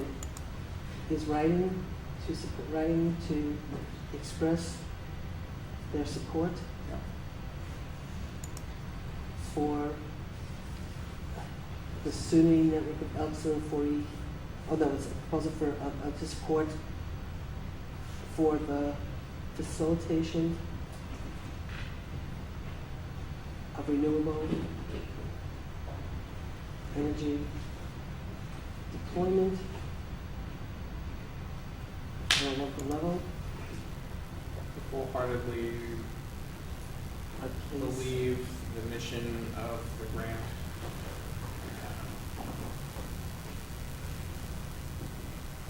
The town of New Paltz, do you want to say the town of New Paltz takes commitment to renewable energy very seriously? Okay, the town of New Paltz is right to express their support for the facilitation of renewable energy deployment on a local level 1, a case study for the New Paltz, New York. We enthusiastically support this project and are very interested in seeing the town of New Paltz continue to collaborate on environmental issues in general. Our town welcomes opportunities to move renewable energies on a large scale. We'd be delighted to have the opportunity to collaborate and study the relationship between the campus flourishes as a result of this exciting project. Okay. Is that okay? That sounds Perfect. Okay, so that's what we good. Do do. we move, or I'll move that we submit this Okay. letter for the grant, Okay, and that the supervisor sign the or deputy supervisor? letter. Or that Whoever agent on of the town signs the letter. Okay. Someone signs it, yes. Okay, I'll second. All in favor? Aye. Aye. Motion's okay. Okay. So. Actually, you want me to Carol take that up tomorrow, or Yeah. are you going in, or? Maybe first thing in the morning, I'm not 100% sure. Oh, Carol, do Okay, this so then. if you can have Carol Yeah. just do that, and then I think he's gonna come in tomorrow to get it. So, Done. okay, so the only other thing we have to do before we close tonight's meeting is the voucher dates, because now there's only 3 of you instead of 4 of you. I guess, I just don't know if we've worked out the details of the overlap of, We'll make it happen. you know, so the next voucher date's on March 9th. So Kevin and Jeff, you did it last. So Dan has to do March 9th, but somebody has to do it with Dan. I probably can, let me just take a look. I will say yes, because they will be done on the 7th and 8th. Okay, so Dan and Jeff will do, Yeah. they're due on the March 9th, or that's when? No, that's, by 3 PM they're Due on March 9th, they'll be ready at 3 PM. March Oh, 9th is a Monday. no, Yeah. no, okay, so that means we won't be able to sign them until So that week. the 14th, or, no, they won't be, that means we won't be able to sign them. What's our meeting is the 24th, right? That's 24th. I apologize, no, I'm sorry, is the 9th. Okay, they do the 9th, and then she's got. No, so that means go through they'll be, process the of getting ready and 14th, having they'll be the ready on the, Okay. they'll be ready on the 14th, 15th. Okay, that Okay, works fine for me. so Dan and Yeah, Jeff, that you works both for- have it in yeah. your calendar, put it in your calendar, you know, so you know. Okay, so you guys will do that, and then we'll figure out. So one of the Okay, keys well, is then is make sure that, you know, I'll just watch the ones that I sign. As Okay, the ones that, yeah, the I ones do. that you put your. Yes, I'll make sure, I'll pay And then just attention. because if you. I'll leave ones for you, Yeah, yeah. because then you can leave those for me. And actually, so- Dan, if you could stop in Town Hall, if you have any chance tomorrow, there's about 15 or 18 that just need to be signed. I can get here at 5, if anyone will be here at 5. Nobody will be there at 5 on Friday. No, we'll do it next week. I'll have to wait till next week. 5 is the earliest I can get to town. Yeah, So that's, anytime no, that's before- fine, just, because I've already signed, like, they're Well, signed out. Or maybe Kevin can stop in? Yeah, let me see if Kevin can stop in tomorrow. I'll call Kevin. Okay. Yep. Are they ones, did you sign the bottom, or did I sign the bottom? No, there's some that I signed, they're all signed out, Okay, yeah. And I signed the ones, you gave me ones to Yeah, see, so yeah, we can, yeah. okay. So we'll see if we can get. Okay, I'll Stop call in. Kevin All right, tomorrow. but if you need me, let me know, and I can Okay. always, if need be, I can see if I can make it earlier. I'll have Kevin go, because I got Okay. yeah, we'll do it. Okay. The other question is, if you could, you know, actually, the truth is, what time do you get to work? At 8:30. Because town hall opens at 8:30? 8 o'clock. We open at 8 o'clock. Okay. That puts them really close though to 8:30. And also. It's a fast trip to You Kingston. don't actually have to be there at 8:30. I remember Joanne said that, I didn't get remember? Then never mind. This is a different job. So basically, anyway, okay, so fine, we'll make sure. We'll make see it if happen, Kevin yep. can get 'em or whatever. I'll call Okay. Kevin. So do I have a motion to close the meeting? So moved. Second. All in favor? Aye. Motion so carried. That was good. Is the camera off? It will be.